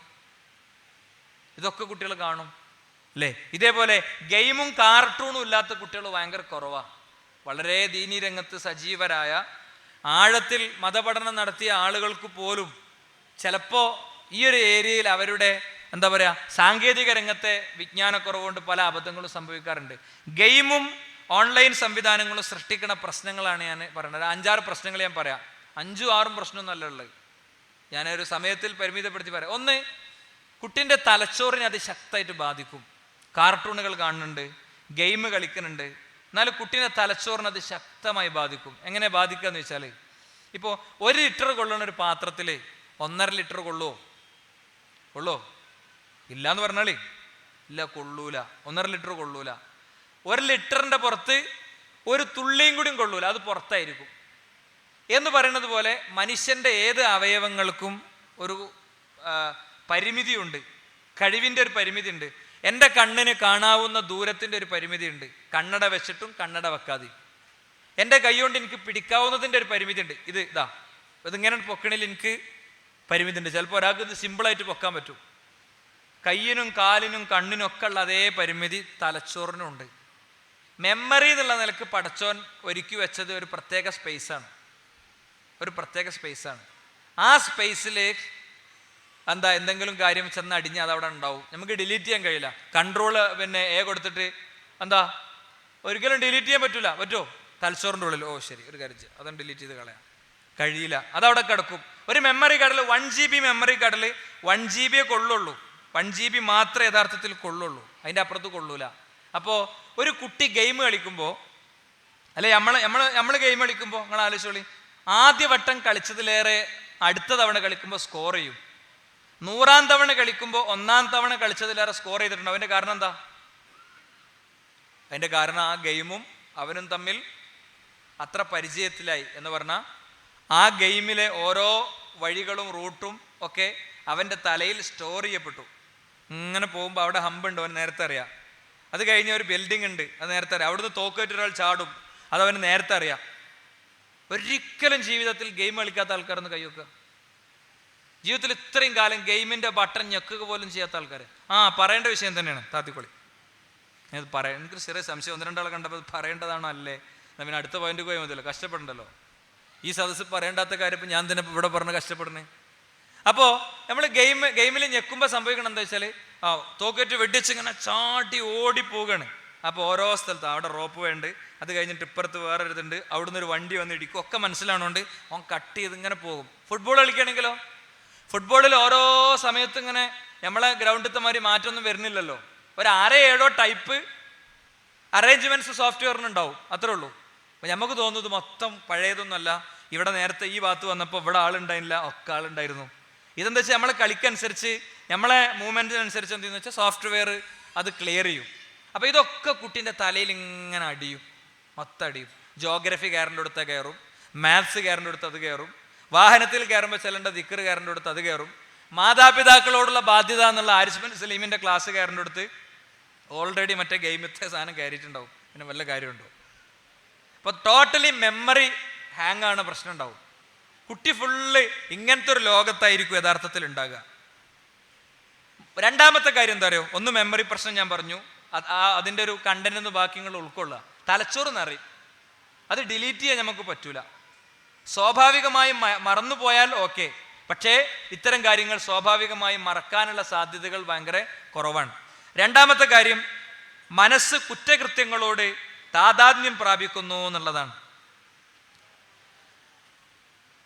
മനസ്സ് എന്ന് പറയുന്നത് അത് ഈ പറഞ്ഞതുപോലെ എന്താണോ കൊടുക്കണത് വാങ്ങി വെച്ച് അതിനനുസരിച്ച് പ്രതികരിക്കുക. മനസ്സിന് നമ്മൾ എന്ത് ഡാറ്റയാണോ കൊടുക്കുന്നത്, മനസ്സൊറ്റക്കൊന്നും കണ്ടുപിടിക്കണില്ല. മനസ്സെന്താന്ന് തന്നെ ശാസ്ത്രം നിർവചിച്ചിട്ടില്ല, അല്ലേ? അപ്പോൾ മനസ്സിങ്ങനെ പോയിങ്ങാണ്ട് വെക്കണമല്ല, നേരെ മറിച്ച് കാഴ്ചകൾ, അതിൽ നിന്ന് മസ്തിഷ്കം ഒരു സംഗതി ഉൾക്കൊള്ളും. പഞ്ചേന്ദ്രിയങ്ങൾ കൊടുക്കുന്ന ഡാറ്റ, അതിൽ നിന്നാണ് ഒക്കെ എന്ത് ചെയ്യണത്, ഉൾക്കൊള്ളുന്നത്. ഒരു മരണസ്ഥലത്ത് ചെന്നാൽ നമ്മൾ എങ്ങനെയുണ്ട്, ഓഫാണ്, നമ്മൾ വർത്താനൊക്കെ നിർത്തിയില്ലേ, നമ്മൾ എന്ത് ചെയ്യും, ഒന്നങ്ങനെ. എന്താ ഇപ്പോൾ ഒരു മയ്യത്ത് ഇങ്ങനെ വരുന്നുണ്ടെങ്കിൽ എത്ര വേഗത വണ്ടി സ്പീഡ് പറയല്ലോ, എന്താ മനസ്സ് കാഴ്ചകൾ അത് ഇങ്ങനെയൊക്കെ ചെയ്തോളാം, വണ്ടി പെട്ടെന്ന് ഡൗൺ ആക്കി, സൈഡാക്ക്. ഒരു ആംബുലൻസ് വരുമ്പോൾ എന്തേ പെട്ടെന്ന് എല്ലാവരും ഒരേപോലെ എന്തിക്കണേ, അത് ഡാറ്റ അങ്ങനെയാണ് കൊടുക്കുക. പഞ്ചേന്ദ്രിയം കൊടുക്കുന്ന ഡാറ്റയാണത്, പെട്ടെന്ന് മാറ്റിക്കൊടുക്കും. ഹലാസ്. ഒരു കുട്ടി ഇങ്ങനെ ഒരു വിളക്കിൻ്റെ അടുത്തേക്ക് ഇങ്ങനെ വിരലും കൊണ്ട് ഇങ്ങനെ ചെല്ലുകയാണ്. അപ്പോൾ അറിയാതെ നമ്മൾ നിലവിളിക്കണം, എന്താ, അത് ഓൾറെഡി സെറ്റ് ചെയ്ത് വെച്ചാണ്. അപ്പൊ ഈ മനസ്സിലാണ് ഈ പണിയൊക്കെ നടക്കുന്നത്. കുട്ടിക്ക് കൊടുക്കുന്ന കളിപ്പാട്ട് എന്താ, JCB, ഭയങ്കര മറ്റേ ആ ബൈക്ക്, അല്ലേ, തോക്ക്, കത്തി, ടാങ്കർ, ബുള്ളറ്റ് പ്രൂഫൊക്കെ ഇടും. ബുള്ളറ്റ് പ്രൂഫ് നമുക്കൊന്നും അറിയില്ല. കുട്ടികളിങ്ങനെ, നിങ്ങൾ കുട്ടികളെ ശരിക്കും ശ്രദ്ധിച്ചാൽ മതി, ഇങ്ങനെ കാണാം. ഞാൻ ബുള്ളറ്റ് പ്രൂഫ് എടുക്കാൻ പോകുന്ന ബുള്ളറ്റ് പ്രൂഫൊക്കെ ഇടുവാന്. എവിടെ ഇടണത്, ബട്ടൺമേ ഇടണത്, പക്ഷെ ഒട്ടിട്ടുണ്ടാവും. എന്താ, ഇനി അവനെ വെടിവെച്ചിട്ടും കാര്യമില്ല. പ്രത്യേക സ്റ്റേജിലേക്ക് എത്തി ബുള്ളറ്റ് പ്രൂഫ് ഇട്ട് പോയാൽ തീർന്ന്, വിജയിച്ച് തിരിച്ചു വരികയാണ്. പിന്നെ സ്പൈഡർമാൻ സ്റ്റൈലിലാണ് വരിക. എന്താ സ്പൈഡർമാൻ സ്റ്റൈലിൽ 100 നില ബിൽഡിങ്ങിൽ നിന്ന് അപ്പുറത്തെ ബിൽഡിങ്ങിക്ക് ചാടും. ഒക്കെ ഇവിടെ അവൻ്റെ മുഖത്തും വിരലുമേയും കയ്യുമേയും കാലുമേയൊക്കെ ഈ പ്രതികരണമൊക്കെ കാണാം. അപ്പോൾ ഇങ്ങനത്തെ കുറേ സംഭവങ്ങൾക്കിടയിലൂടെ, ഫേക്കായ കുറേ സാധനങ്ങൾക്കിടയിലൂടെ അവനിങ്ങനെ ജീവിച്ച് പോവുകയാണ്. പണ്ടത്തെ കുട്ടീൻ്റെ കളിപ്പാട്ട് എന്താ? ഇങ്ങനെ തുമ്പിനെ പിടിക്കും അല്ലേ? തുമ്പിനെ പിടിക്കുന്ന കുട്ടികളിപ്പോൾ നിങ്ങൾ ഉണ്ടോ? നിങ്ങൾ കാണലുണ്ടോ തുമ്പിനെ പിടിക്കുന്ന കുട്ടികളെ? തുമ്പിനെ തേടി ഇങ്ങനെ പോവുക. എന്നിട്ട് നമ്മളൊക്കെ പ്രായത്തിൽ എന്താ ചെയ്യുക? തുമ്പിനെ പിടിച്ചിട്ട് അതിൻ്റെ വാലിലൊരു കയറൊക്കെ കെട്ടിയിട്ട് അതിന് വന്നിട്ട് വാപ്പിയും മീൻ എന്ത് ചെയ്യും? ചെവിക്ക് പിടിക്കും. എന്നാൽ അങ്ങനത്തെ പ്രശ്നമൊന്നുമില്ല. തുമ്പിനെന്തിനാ പിടിക്കണേ? മറ്റേ സൂര്യനെയും ചന്ദ്രനെയൊക്കെ പിടിച്ച് കെട്ടുന്ന ജാതി ഗെയിമിലുള്ളത്. മനസ്സിലായില്ലേ? ഒരിക്കലും അതിലൊരു സാഹസം അവന് തോന്നുന്നില്ല. അല്ലെങ്കിൽ എന്ത് ചെയ്യുന്ന വെച്ചാൽ അവന് മണ്ണുകൊണ്ട് പുട്ട് ചൂടും. മണ്ണുകൊണ്ട് പുട്ടി ചൂടുന്ന കുട്ടികളിപ്പോൾ ഉണ്ടോ? നിങ്ങൾ ആലോചിച്ചോളി, ഞാൻ ആലോചിക്കാൻ വേണ്ടി പറയണേ. അപ്പുറത്തേക്ക് നമ്മളെ വീട്ടിൽ ആലോചിച്ചാൽ മതി. മണ്ണുകൊണ്ട് പുട്ടി ചൂടുന്നത് കൂടിയാൽ ചിലപ്പോൾ തൊട്ടിലിൽ കുട്ടിയെ ആട്ടുന്ന കുട്ടിയുണ്ട്. പക്ഷേ തൊട്ടിലിൽ ആട്ടുന്ന ആ പാവക്കുട്ടിക്കും ഇപ്പൊ പേരുണ്ട് അല്ലേ? റിയാദിലുള്ള നമ്മുടെ ഷാക്കിർക്ക് ഇവിടെ ഇരിക്കുന്നുണ്ട്. റിയാദിലൊരു സൂപ്പർ മാർക്കറ്റിൽ ചെന്നപ്പോൾ ടോയ്സ് വാങ്ങുമ്പോൾ ടോയ്സിന്റെ വില എത്ര അറിയോ? ഒരു നായക്കുട്ടി ചെവിയൊക്കെ ഒടിഞ്ഞ് മൂപ്പര് തളർന്ന് നിൽക്കുന്ന ഒരു സാധനം 3860 ഇന്ത്യൻ ഉറുപ്പ്യ കൊടുത്താൽ തരും. മനസ്സിലായി? എന്താ സംഭവം? അതിനൊക്കെ പേരുണ്ട്. അപ്പോൾ ഞാൻ അത് കംപ്ലീറ്റ് ഫോട്ടോ എടുത്തിട്ട് നെറ്റിൽ പോയി സെർച്ച് ചെയ്ത് ഇതിനൊക്കെ പേരുണ്ട്. ബാർബി, കൂർബി, ആർബി, ഒരുപാട് പേരുണ്ട്. ഇതാരാ? ഇത് ഈ കാർട്ടൂണിലെ കഥാപാത്രമാണ്. കാർട്ടൂണിൽ അടിച്ച് നിരത്തി മുന്നോട്ട് പോവുകയാണ് മൂപ്പര്. അതേ സാധനം മാർക്കറ്റിൽ എവിടെ ഉണ്ടാകുക? എവിടെയും കാണാതെ ആ മത്തിയൊക്കെ വെച്ചിട്ട് അപ്പുറത്തൊന്നും അല്ല ഉണ്ടാകുക. സൂപ്പർ മാർക്കറ്റിൽ ചെല്ലുമ്പോൾ വാതിൽക്കെ തന്നെ ഉണ്ടാവും ബാർബി ചിരിച്ചിങ്ങനെ നിൽക്കുന്നുണ്ടാവും. അപ്പുറത്ത് മറ്റേയാൾ ഇങ്ങനെ നിൽക്കുന്നുണ്ടാവും. ഇത് കാണുന്നോട് കൂടെ കുട്ടിക്ക് ഇത് വേണം. ഏത് ഡെസ്ക് ടോപ്പിലും ഫോണിലും ഒക്കെ കണ്ട ആ സാധനം കയ്യിൽ കിട്ടാനുള്ള ഒരു ശ്രമമാണ്. അപ്പോൾ കളിപ്പാട്ടങ്ങൾ ഇതായി മാറുകയാണ്. മനസ്സ് പലപ്പോഴും ഇത്തരം പല കാര്യങ്ങളോടും താദാത്മ്യം പ്രാപിക്കുന്ന ഒരവസ്ഥ ഉണ്ടാകുകയാണ്. ഇന്ന് കൂറ്റൻ ബിൽഡിങ്ങുകൾ കയറലും ഒന്നിൽ നിന്ന് മറ്റൊന്നിലേക്ക് ചാടലും കാർ റേസിങ്ങും ഗുസ്തിയൊക്കെയാണ് കുട്ടിയുടെ സാഹസം എന്ന് പറയുന്നത്. പണ്ടോ മരത്തിൽ കയറലും കടലാസ് തോണി ഉണ്ടാക്കലും, എന്നിട്ടോ മഴ ഇങ്ങനെ പെയ്യുമ്പോൾ ആ കടലാസ് തോണി ഇട്ടിട്ട് അതിങ്ങനെ നീങ്ങിപ്പോകുമ്പോൾ അതിങ്ങനെ നോക്കി ചിരിക്കലും അതിൽ ആവേശം കൊള്ളലൊക്കെയാണ് പഴയ കുട്ടിയുടെ കളിപ്പാട്ടങ്ങളും സംഗതികളൊക്കെ. മീൻ പിടിക്കലും തൊപ്പിണ്ടാക്കലും പട്ടം പറത്തലും അവിടെ നിന്നൊക്കെ പോയി. മീൻ ചിലപ്പോൾ നമ്മൾ പോയി പിടിക്കണ്ടാവും. ലൊഹറു അസറും മഗ്രിബും ഒക്കെ കളഞ്ഞിട്ട് മീൻ പിടിക്കണ ചില ആൾക്കാരുണ്ട്. അവരോട് നിർത്താൻ പറഞ്ഞാലേ. കള്ളുടി മാത്രമൊന്നുമല്ല ഇസ്ലാമിൽ ഹറാമുള്ളത്. ചില ആൾക്കാർ വിചാരിച്ചിട്ടുണ്ട് കള്ളുടി മാത്രമേ ഇസ്ലാമിൽ ഹറാമുള്ളൂ അല്ലേ? മീൻ പിടിക്കാൻ നിന്നാൽ അതൊരു ക്രൈസാണ്. അതിങ്ങനെ കൊത്തുന്നതും നോക്കി അതിലിങ്ങനെ കോൺസെൻട്രേറ്റ് ചെയ്തിട്ട് അതൊരു ലഹരിയാണ് ശരിക്കും ചില ആൾക്കാർക്ക്. എന്നിട്ട് ആ മീൻ ഇങ്ങനെ പെടക്കുമ്പോൾ ഓരോ മുഖം നോക്കിയാൽ മതി നിങ്ങൾ. ഇതിപ്പോൾ എന്താ മൂപ്പര് നമ്മളെ പറ്റി പറയാൻ മാത്രം ഒന്ന് വന്നതെന്ന് ചില ആൾക്കാർ എന്ത് ചെയ്യും? ചിന്തിക്കുക. എല്ലാ സ്ഥലത്തുണ്ട് കുറേ ചങ്ങന്മാർ നല്ല തൗഹീദിൻ്റെ ഒക്കെ സംഭവമായിരിക്കും. എന്നിട്ട് സുബഹിന് ഓൻ പള്ളിയിലുണ്ടാവില്ല. എന്താ? മീൻ പിടിക്കാൻ പോയിട്ട് ഉറങ്ങിപ്പോയതാണ്. ആ മീൻ പിടി ഉണ്ടല്ലോ മൊത്തം നമ്മളെ പിടിക്കണ പരിപാടിയാണത്. ആൾക്കാരൊക്കെ ഇഷ്ടം പോലെ മീൻ തിന്നും. നമുക്ക് സ്വർഗത്തിൽ നിന്ന് മീൻ കിട്ടൂല. സ്വർഗത്തിലെ മീൻ അത് മാത്രമേ എനിക്ക് അതിനെ സംബന്ധിച്ച് സാന്ദർഭികമായിട്ട് പറയാനുള്ളൂ. അപ്പോൾ കൊലക്കൊന്നൊരു പ്രശ്നമല്ല. വെടിച്ചു കൊല്ലും അല്ലേ? ബോംബെറിഞ്ഞു കൊല്ലും. എല്ലാ സർവ്വസന്നാഹങ്ങളോടും കൂടിയാണ് പോവുക. ബോംബെറിയേണ്ടടുത്ത് ബോംബെറിയും ഈ ഗെയിമുകളിലെ. അപ്പോൾ ഇതൊന്നും ഒരു പ്രശ്നമല്ലാതായി മാറും. മനസ്സ് ഇതിനോടൊക്കെ താദാത്മ്യം പ്രാപിക്കേണ്ട സാഹചര്യം ഉണ്ടാകും. മനസ്സ് ഇതൊന്നൊരു വലിയ വിഷയമല്ല അല്ലേ? വലിയൊരു പ്രശ്നമല്ലാത്തൊരവസ്ഥയ്ക്ക് കാര്യങ്ങൾ പോകും. മൂന്നാമത്തത് ധൂർത്താണ്. ഓൺലൈൻ ഗെയിമുകൾക്കുള്ള പ്രശ്നം. ആദ്യം ഉപയോഗിച്ച സാധനങ്ങൾ മതിയാകാതെ വരും. അപ്പോൾ അത് സബ്സ്ക്രൈബ് ചെയ്യും. പുതിയത് ഓൺലൈൻ ഗെയിമുകൾ പുതിയത് എന്ത് ചെയ്യും? ഡൗൺലോഡ് ചെയ്യും, സബ്സ്ക്രൈബ് ചെയ്യും. ഒരു പൈസ ഫ്രീ ആണെന്നാണല്ലോ പറഞ്ഞതെന്ന് അല്ലേ? ഡൗൺലോഡ് ചെയ്ത് നെറ്റിൻ്റെ ഡാറ്റ പരിശോധിക്കുമ്പോൾ കാണാം ഒരു 20 MB പോയിട്ടുണ്ടാവുള്ളൂ. ആകെ 20 MB എന്ന് പറഞ്ഞാൽ ഒരു MBക്ക് 10 പൈസയല്ലേ ഉള്ളൂ അല്ലേ? ഒരു മണിക്കൂർ പീസ് റേഡിയോ കേൾക്കണമെങ്കിൽ ആകെ വേണ്ടത് 5 MB. അത് ഭയങ്കര ഡാറ്റയാണ് പോണതെന്നൊക്കെ ഫീഡ്ബാക്ക് അയക്കും ആൾക്കാർ. വീട്ടിലെ കറണ്ടിന് എത്രയാണ് ചിലവ് എന്ന് നമ്മൾ ചോദിക്കല്. ഫോൺ ബില്ല് ഇപ്പം എത്രയാണ്? കറണ്ടിന് എത്ര ചിലവ്? ഗ്യാസിന് എത്ര ചിലവ്? അതേപോലെ മാസം ഒരു ചിലവ് വിചാരിച്ചു വെച്ചാൽ ഭംഗിയായിട്ട് നടക്കുന്നതാണ് നമ്മൾ സാധാരണ ഇതിൽ ഇപ്പോൾ അതിന് മറുപടി പറയല്. ഡാറ്റ പോണത് കുറയുന്നല്ല, ഡാറ്റ പോണത് കൂടും. എന്നാലും വേണമെങ്കിൽ കേട്ടോളൂ എന്നാ പറയലുള്ളൂ. അപ്പം ഞാൻ പറഞ്ഞു എത്രേ ഉള്ളൂ, ഇതിലൂടെ ഒക്കെ യഥാർത്ഥത്തിൽ ആളുകൾക്ക് കിട്ടേണ്ടത് അവർക്ക് ലഭിച്ചുകൊണ്ടിരിക്കുന്നു എന്നത് തന്നെയാണ്. വലിയ ഗെയിമുകളിലേക്ക് പിന്നീടെത്തും. ഇത് മതിയാകാതെ വരും. ഇതിൻ്റെയൊക്കെ അഡിക്ഷൻ ബാധിച്ച ഒരുപാട് കുട്ടികളെ നമുക്കൊക്കെ കാണാൻ പറ്റിയിട്ടുണ്ട്.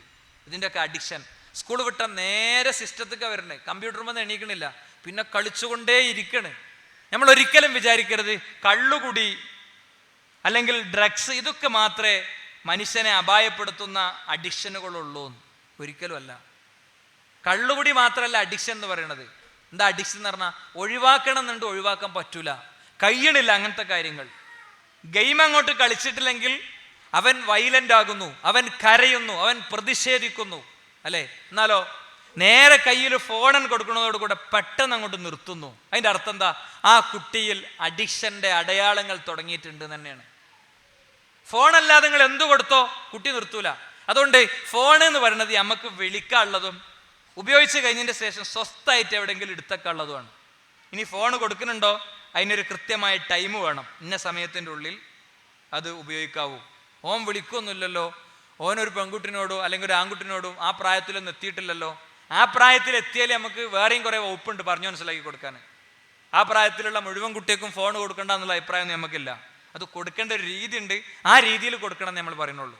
ഫോൺ കൊടുക്കാത്തടത്തോളം കാലം ചിലപ്പോൾ നിങ്ങളോട് അവൻ പ്രതിഷേധത്തിലായിരിക്കും. പക്ഷേ ഫോണിൻ്റെ സ്വതന്ത്രമായ അവകാശം അവന് വെച്ചു കൊടുക്കരുത്. അത് ഉപയോഗിക്കുന്നതിനൊരു ക്രൈറ്റീരിയയും ക്രമമൊക്കെ നമ്മൾ ഉണ്ടാക്കണമെന്ന് മാത്രം. അപ്പം അതുകൊണ്ട് എന്താ പറയുക, ദൂരത്തിലേക്ക് കാര്യങ്ങൾ എത്തിപ്പെടുന്നു എന്നുള്ള ഒരു പ്രശ്നം ഉണ്ടാകും. മറ്റൊന്ന് അനുകരണപരമാണ്. നാലാമത്തെ കാര്യം, ഞാൻ പറയുന്ന മൊത്തം കാര്യങ്ങളിലെ രണ്ടാമത്തെ വിഷയം ഗെയിമുകളും കാർട്ടൂണുകളൊക്കെയാണ്. അതിലെ 5-6 കാര്യങ്ങളാണ് എനിക്ക് പറയുന്നത്. അതിൽ നാലാമത്തെ കാര്യം എന്താ അറിയോ? അനുകരണ ഭ്രമം ഭയങ്കരമായിട്ടുണ്ടാകും. മായാവി എനിക്കറിയാം, ഞാൻ ഇടവണ്ണ മദ്രസ പഠിപ്പിച്ചിരുന്നു പണ്ട് ജാമ്യയിൽ പഠിക്കണ കാലത്ത്. അപ്പോൾ ഒരു കുട്ടി വന്നിട്ട് പറയാം, എനിക്ക് മായാവിനെ ഇഷ്ടം, ഉമ്മച്ചിന് ഇപ്പച്ചിനൊന്നും നല്ല ഇഷ്ടം, പിന്നെ മായാവിനാണ്. അപ്പോൾ വേറെ കുട്ടി പറഞ്ഞു, എനിക്ക് അള്ളാവിനെ ഇഷ്ടം, എനിക്ക് അള്ളാവിനെ ഇഷ്ടം. അവളോ എൻ്റെ ഷാർപ്പുത്തരം പറഞ്ഞാണ്. അപ്പോൾ ഇവള് പറയാം, എനിക്ക് അള്ളാവിനല്ല ഇഷ്ടം, എനിക്ക് മായാവിനെ. അപ്പോൾ രണ്ടാളെ എന്താ മോൾക്ക് എന്താ മായാവിന് ഇഷ്ടം? മായാവി എന്തെങ്കിലും കുടുങ്ങിയ മായാവിയെ വരണേ എന്ന് പറഞ്ഞാൽ ഓടി ഇങ്ങോട്ട് വരും, രക്ഷിക്കും. അള്ളാഹ് വരില്ലല്ലോ. അങ്ങനെയുണ്ട്. ഞമ്മക്ക് ചിരിക്കുക. പക്ഷെ ആ കുട്ടിൻ്റെ മനസ്സിൽ ഇനി മായാവിനെ എങ്ങനെ മോചിപ്പിക്കുക? 100 ആളിൽ ചിലപ്പോൾ 3 ആക്കേ പ്രശ്നം ഉണ്ടാവുള്ളൂ. അത് നിങ്ങളെ കുട്ടിയെ കയറും, അത് എൻ്റെ കുട്ടിയെ കയറും, അതാ പ്രശ്നം. ഒരുപാട് കണ്ടല്ലോ, എന്നിട്ട് കുഴപ്പമൊന്നുമില്ലല്ലോ നമുക്ക് പറയാം. പക്ഷേ മനസ്സിൻ്റെ ചില ദ്വാരങ്ങളുണ്ട്, ആ ദ്വാരങ്ങൾ വഴി ഇതൊക്കെ വരാം. അതുകൊണ്ട് ശ്രദ്ധിക്കണം. സ്പൈഡർമാൻ എന്ന് കേൾക്കുമ്പോൾ കണ്ണു വിടരാത്തൊരു കുട്ടി ഉണ്ടാവില്ല. സ്പൈഡർമാൻ എന്ന് കേൾക്കുമ്പോൾ, ടോം ആൻഡ് ജെറി എന്ന് കേൾക്കുമ്പോൾ കണ്ണു വിടരാത്തൊരു കുട്ടി ഉണ്ടാവില്ല. ടോമിനും ജെറിക്കും ഒക്കെ എന്തും പറ്റുമല്ലോ, അല്ലേ? ഇന്നൊരു കുട്ടി നമ്മളൊരു വളരെ അടുത്തൊരു പ്രവർത്തകൻ്റെ മോന് ഇങ്ങനെ പീസ് റേഡിയോൻ്റെ ഓഫീസിലിരുന്നിട്ട് ഇങ്ങനെ ഗെയിം കളിക്കണം. അപ്പോൾ ഞാൻ പറ്റില്ല എന്ന് പറഞ്ഞു. അപ്പോൾ അവന് ബോധ്യപ്പെട്ടില്ല എന്ന് ചോദിച്ചേ. ടോമും ജെറി വെറുതെ മാന്തൂലേ, വെറുതെ മാന്തും, വെറുതെ വികൃതി ആയിട്ടില്ലേ, അത് പറ്റുമോ? പറ്റില്ല. ടോം കള്ളത്തരം പറയില്ലേ, കള്ളത്തരം പറയും. നുണ പറയില്ലേ, നുണ പറയും, അത് പറ്റുമോ? പറ്റൂല. ഇങ്ങനെ ഒരു 6-7 ചോദ്യം ചോദിച്ചപ്പോൾ അവനെ റെഡിയാണ്. ശരിയാണല്ലോ, ടോമിനും ജെറിനും നമുക്ക് കമ്പനിക്ക് പറ്റിയ ടീമല്ല. പിന്നെ ടോമും ജെറിക്കും ടിൻറ്റുമോനൊക്കെ എന്തും പറയാം, മനസ്സിലല്ലേ? എന്തും പറയാം. എന്താ വൃത്തിയായിട്ട് ഡയലോഗാ പറയാം, വൃത്തിയായിട്ട് ഡയലോഗ്. ഏത് ലൈംഗിക ചുവയുള്ള ഡയലോഗാ പറയാം. അവൻ്റെ ഏറ്റവും പ്രിയപ്പെട്ട ടിൻറ്റുമോൻ ലൈംഗിക ചുവയുള്ള സംസാരങ്ങൾ പറഞ്ഞു തുടങ്ങിയാൽ അവൻ പറയുന്ന ഉറപ്പാണ് സുഹൃത്തുക്കളെ. എന്താ സംശയം? അവൻ അതാണ് അനുകരിക്കുക. ഈ പ്രായം അനുകരണത്തിൻ്റെ പ്രായമാണ്. ടിൻറ്റുമോൻ കഥകൾ നിങ്ങളെ മനസ്സിൽ വരുന്നുണ്ടാവും. ഇപ്പോൾ ചിലതൊക്കെ ഒരു അതിർത്തി, ഒരു ലക്കും ലഗാനും ഇല്ലാത്ത വർത്താനാണ് ഒക്കെ പറയാം, അല്ലേ? ഒരു ലക്കും ലഗാനും ഇല്ലാത്ത വർത്താനാണ് എന്ത് ചെയ്യുക, ഒക്കെ പറയാം. അമ്മേ എന്താ പറയുക, അച്ഛനോട് ഇനി ട്യൂഷനിൽ എന്നെ വിളിക്കാൻ വരണ്ടെന്ന് പറയണം. എന്താ, ഞങ്ങൾ ടീച്ചർ വീട്ടിൽ വൈകിയാണ് എത്തുന്നതെന്നാണ് ടീച്ചർ മോൻ എന്നോട് പരാതി പറയുന്നത്. ഇപ്പം എന്താ മനസ്സിലായത്? എന്നെ നീ ട്യൂഷൻ വിളിക്കാൻ അച്ഛനോട് വരണ്ടെന്ന് അമ്മ പറയണം. കാരണം എൻ്റെ ഫ്രണ്ട് ഇന്ന ആള്, അവളുടെ അമ്മയാണ് ആര്, എൻ്റെ ട്യൂഷൻ ടീച്ചർ. ടീച്ചർ ഇപ്പോൾ സ്കൂളിൽ വീട്ടിൽ വൈകിയാണ് എത്തുന്നത്, അവൾക്ക് ചായ കിട്ടണില്ല, അവൾക്കൊന്നും കിട്ടണില്ല എന്നാണ് പറയുന്നത്. നിന്നെ അങ്ങോട്ട് ട്യൂഷന് കൊണ്ട് തോറ്റു എന്നാണ് എന്നോട് പറയണത്. അതുകൊണ്ട് ഇനി അച്ഛൻ വരണ്ട, അമ്മ വന്നാൽ മതി കൂട്ടാനെ, അല്ലേ? ഇതിലെന്തൊക്കെ തോന്നിയാസങ്ങളുണ്ട് ഈ ഒരൊറ്റ കമൻറ്റിൽ. അപ്പോൾ അച്ഛൻ വന്ന് ട്യൂഷൻ ടീച്ചറോട് വർത്താനം പറഞ്ഞ് നിൽക്കുകയാണ്, അച്ഛന് വേറെയാണ് പരിപാടി. അപ്പോൾ ഒരച്ഛനെ പറ്റി ഇങ്ങനെ പറയാന്നാണ് ഇന്ന് വരുന്നത്. നമുക്ക് പ്രത്യക്ഷത്തിലൊന്നും തോന്നില്ല, പക്ഷെ വളരെ ഇൻഡയറക്റ്റായ തെറികളാണ്, ശുദ്ധ അസംബന്ധങ്ങളാണ് ആര് ടിൻറ്റുമോൻ പറഞ്ഞുകൊണ്ടിരിക്കണത്. ടിൻറ്റുമോൻ കഥകൾ ഏത് നിങ്ങൾ എടുത്തോ ഒന്ന് മറച്ചു നോക്കിയാൽ ഒന്നെങ്കിലും ഇങ്ങനത്തെ ഇല്ലാത്ത ഉണ്ടാവില്ല. അപ്പം ഇതൊക്കെ കുട്ടിക്കുള്ള ഒരു ലൈസൻസ് ആയിട്ട് മാറുകയാണ്. അപ്പം ഇതിൻ്റെയൊക്കെ ഒരു പരിഹാരം എന്താണെന്നാ പിന്നെ ചോദിക്കുക. പരിഹാരം എന്താണ്? എന്താ? അപ്പോൾ കുട്ടി അടങ്ങിയിരിക്കണ്ടേ? വിശേഷിച്ച് പ്രവാസികളൊക്കെ എന്താ, നിങ്ങൾ ഈ ഗെയിമും കൂടി വേണ്ടെന്ന് പറയലിട്ടോ എന്നാ പറയാം. അത് പറഞ്ഞു കഴിഞ്ഞാൽ അപ്പം പറയും. കാരണം എവിടെ ഫ്ലാറ്റിൻ്റെ ഉള്ളിൽ ഓലെന്താ ചെയ്യുക? കുട്ടി ഇഷ്ടം പോലെ മണ്ണിൽ പോയി കളിക്കട്ടെ, ഇഷ്ടം പോലെ കുറ്റിപ്പര ഉണ്ടാക്കട്ടെ, അല്ലേ? നമ്മളും കൂടി കൊടുക്കുക, കുറ്റിപ്പര ഉണ്ടാക്കാൻ നമ്മളും കൂടി കൊടുക്കുക. കുട്ടിയുടെ നിലവാരത്തിലേക്ക് നമ്മൾ താഴുക എന്നുള്ളതാണ് അവൻ്റെ എൻ്റർടൈൻമെൻറ്റിൻ്റെ വഴി. അപ്പോൾ അവൻ ഇതൊന്നും വേണ്ടി വരില്ല. ഗെയിമിനെക്കാളും വലിയ സംഭവം നമുക്ക് കുട്ടിക്ക് ഉണ്ടാക്കി കൊടുക്കാൻ പറ്റും. നമുക്ക് അവൻ്റെ നിലവാരത്തിലേക്ക് ഇറങ്ങാൻ പറ്റും, അവൻ്റെ കൂടെ കളിക്കാൻ പറ്റും. അവൻ സാറ്റ് കളിക്കുമ്പോൾ തൊട്ട് കളിക്കുമ്പോൾ അതിൽ നമുക്ക് കൂടി കൊടുക്കാൻ പറ്റും. അപ്പോൾ റമദാൻ ക്ലാസ്സിന് വന്നിട്ട് പിന്നെ സാറ്റ് കളിക്കണം എന്ന് ഞങ്ങൾ പറയണം. സാറ്റ് കളിക്കണം എന്നാണ് പറയുന്നത്. ഫ്രീ ടൈം ഉണ്ടാക്കിയിട്ട് സാറ്റ് കളിക്കണം, തൊട്ട് കളിക്കണം. അപ്പം നിങ്ങളെ കുട്ടീൻ്റെ മുഖത്തുള്ള സന്തോഷത്തിൽ അറിയങ്ങൾ. നമ്മൾ അയലോക്കത്തെ വീട്ടിലേക്ക് പോകരുത് അറിയും. കുട്ടി പോലല്ലേ? അയലോക്കത്തെ വീട്ടിലേക്ക് പോകരുത് എന്ന് പറഞ്ഞിട്ട് കുട്ടി പോകാത്ത രക്ഷിതാക്കളൊക്കെ ഒന്ന് കൈവയ്ക്കും, വിശേഷിച്ച സ്ത്രീകളോട്. ഞാൻ അയലോക്കത്തെ വീട്ടിലേക്ക് പോകരുതെന്ന് പറഞ്ഞു. പിന്നെ കുട്ടി പോയിട്ടില്ല, ഭയങ്കര. പിന്നെ പോയിട്ട് തന്നെയല്ല, ഒരാളും കൈവയ്ക്കൂല എന്ന് എനിക്കറിയാം. കാരണം എൻ്റെ മോനും പോകും, നിങ്ങളെ കുട്ടികളൊക്കെ പോകും. എന്താ കാരണം എന്നറിയോ? കുട്ടിക്ക് വീട്ടിലൊരു സ്വാതന്ത്ര്യം ഉണ്ടാവില്ല. അങ്ങനെ പോയി അവിടുന്ന് ഒരു സാധനം എടുക്കും, അവിടെ തൊടണ്ടാറ്. ആയിക്കോട്ടെ, അവിടുന്ന് പോന്ന് അപ്പുറത്ത് പോയി ഷെൽഫിൽ പോയി, അവിടെ ഒരാൾ കൈയൊക്കെ ഉണ്ട്, അയലോക്കത്ത് വീട്ടിൽ പോവാത്ത നല്ല കുട്ടിട്ടാ, മാഷാ അല്ലാ. ഉമ്മാൻ്റെ ഇപ്പാൻ്റെ മാനം കാത്താണ്. പിന്നെ അപ്പുറത്തേക്ക് ഇങ്ങനെ ചെന്ന് ഷെൽഫിൽ നിന്നൊരു സാധനം എടുക്കുമ്പോൾ ഷെൽഫിൽ നിന്നൊന്നും എടുക്കണ്ടാറ്. അപ്പുറത്ത് ടീപ്പോയും അങ്ങനെ കയറുമ്പോൾ ടീപ്പോയി അത് പൊട്ടും. ആരാ ഞങ്ങളോട് പൊട്ടുന്ന ടീപ്പോയോടെ കൊണ്ടിടാൻ പറഞ്ഞത്? മരത്തിൻ്റെ വാങ്ങിക്കൂടെ? ഇത് ഗ്ലാസിൻ്റെ അത് ചെറിയൊരു പിടുത്തം മാത്രമേ അതിനുള്ളൂ. ഇതൊന്നും വാങ്ങിയപ്പോൾ ബോധമുണ്ടായില്ല തന്നെ, അല്ലേ? എന്നിട്ട് അവിടുന്ന് നാട്ടി. അപ്പം ഉമ്മാൻ്റെ ഓഹരി കഴിഞ്ഞു, ഇനിയിപ്പാൻ്റെ അത് അടുത്ത്. അപ്പം അങ്ങനെ ചെന്നിട്ട് കാറുമൊക്കെ ഇങ്ങനെ ചെല്ലും, ഞാൻ മാറിക്കോടുന്നു. എന്നാൽ തന്നെ വരച്ചിട്ട് 5000 റുപ്യ ചിലവായതാണ്. കല്ലുകൊണ്ടവൻ വരച്ച്, അല്ലേ? കല്ലുകൊണ്ടവൻ വരച്ച്. ഒരു കഥ ഉണ്ട്. അച്ഛൻ അവനെ നന്നായി ശാസിച്ചു. ദൂരത്തുനിന്ന് അവങ്ങനെ കാറുമങ്ങനെ കല്ലുകൊണ്ട് വരക്കണത് കണ്ടപ്പോൾ, ചുമരിൽ, കാറുമല്ല ചുമരിൽ ഇങ്ങനെ വരക്കണത് കണ്ടപ്പോൾ, പെയിൻ്റ് അടിച്ച് ചുമരിൽ വരക്കണത് കണ്ടപ്പോൾ ശാസിച്ചു. വളരെ ക്രൂരമായി അവനെ തല്ലി, വലിച്ചിട്ട് തല്ലി. അവൻ നിലത്ത് മുഖം പൊത്തി കരഞ്ഞു. എന്താണ് ഇവന് ആ ചുമരിൽ വരച്ചിട്ടത് നോക്കാൻ വേണ്ടി പെയിൻറ്റും കൊണ്ട് അത് മായ്ക്കാൻ ചെന്നപ്പോൾ അവൻ എഴുതിയിരിക്കുന്നു, ഐ ലവ് മൈ പപ്പ, എൻ്റെ ഉപ്പനെ ഞാൻ ആത്മാർത്ഥമായി സ്നേഹിക്കുന്നു. അയാൾ പൊട്ടിക്കരഞ്ഞു എന്നാണ്. കുട്ടികളെ ചെയ്യണതിൻ്റെ പലതും നമുക്ക് മനസ്സിലാവില്ല. നമ്മൾ ഭയങ്കര സംഭവമായിട്ട് ഇത് ചെയ്യുക. കുട്ടികൾ കളിപ്പാട്ടം വാങ്ങിക്കൊടുത്തു. വാങ്ങിക്കൊടുത്ത കളിപ്പാട്ടത്തിൻ്റെ RC ഇന്നേ വരെ കുട്ടിക്ക് നമ്മൾ കൊടുത്തിട്ടില്ല. ഉണ്ടോ? RC കൊണ്ട് റോനല്ല, നമ്മളാണ് ആ കളിപ്പാട്ടം എടുക്കരുത്, അത് ഇപ്പം എടുക്കരുത്, അത് അപ്പം എടുക്കരുത്. അന്നോട് ഞാൻ പറഞ്ഞിട്ടില്ല എപ്പം എടുക്കരുത് എന്ന്. ഓന് കളിക്കാൻ തോന്നുമ്പോഴല്ലേ ഓൻ എടുക്കുക. കാർ ഓൻ്റെതാണ്, ഓന് വിട്ടെടുക്കുക, ഓൻ ഇഷ്ടം പോലെ ചെയ്തോട്ടെ. കാറ് പൊട്ടിച്ചു, അനക്ക് ഞാൻ വാങ്ങിത്തരുന്ന വിചാരിക്കണ്ടോ? നിങ്ങൾ വാങ്ങിക്കൊടുക്കണ്ട, നിങ്ങൾ പറയാതിരുന്നാൽ മതി. കുട്ടി എന്താ ചെയ്യണേ? കാർ അയച്ചു നോക്കണം, ഇതിൻ്റെ ഉള്ളിൽ എന്താ ഉള്ളത്, ഇതെങ്ങനെ ഉണ്ടാക്കാൻ പറ്റുക, എങ്ങനെയാണ് ISROയിലെ സയൻറ്റിസ്റ്റ് ആകുക എന്നുള്ളതിൻ്റെ ഗവേഷണം തുടങ്ങണത്. നമ്മൾ 4 ഒച്ച, 3 ആർപ്പ്, 4 അടി, അല്ല 3 ഉന്ത് അയിമ. അവൻ്റെ ഞാനല്ല, ഒരു സയൻറ്റിസ്റ്റില്ല, ഞാനൊരു മൊയന്തായിട്ട് ഇതിലെങ്ങനെ സാധുവായിട്ട് നടന്നോളാം. നിങ്ങളെ മോനല്ലേ, നിങ്ങൾ അതേ നിലവാരത്തിൽ നീങ്ങിക്കോളാന്നാണ് എന്ത് ചെയ്യുക. അവസാനം ഒരു കുട്ടി എത്തിപ്പെടുക. അപ്പോൾ കുട്ടിക്ക് കളിപ്പാട്ടം 1500 റുപ്യൊക്കെ ഞാൻ വാങ്ങിക്കൊടുത്ത്. ആരാങ്ങളോട് വാങ്ങിക്കൊടുക്കാൻ പറഞ്ഞേ? 51 റുപ്യേൻ്റെ വാങ്ങിക്കൊടുക്കും. കുറേ എണ്ണം ഇഷ്ടം പോലെ. പൊട്ടിക്കട്ടെ, ഒന്ന് പൊട്ടിച്ച്. എന്നിട്ട് ആ കാറ് പൊട്ടിയിട്ടുള്ളൊരു സീനുണ്ട് വീട്ടിൽ. മോനോട് വാ, ഇതിപ്പോൾ എന്താ ഒരു എൻ്റെ കാറിൻ്റെ മാതിരത്തെ ഒരു കഷ്ണമാണല്ലോ. നമ്മളാ മറ്റേ വീട്ടിലൊരു പയ്യുണ്ടോ, അത് കാറ് പൊട്ടിക്കണ ആളാണെന്ന്.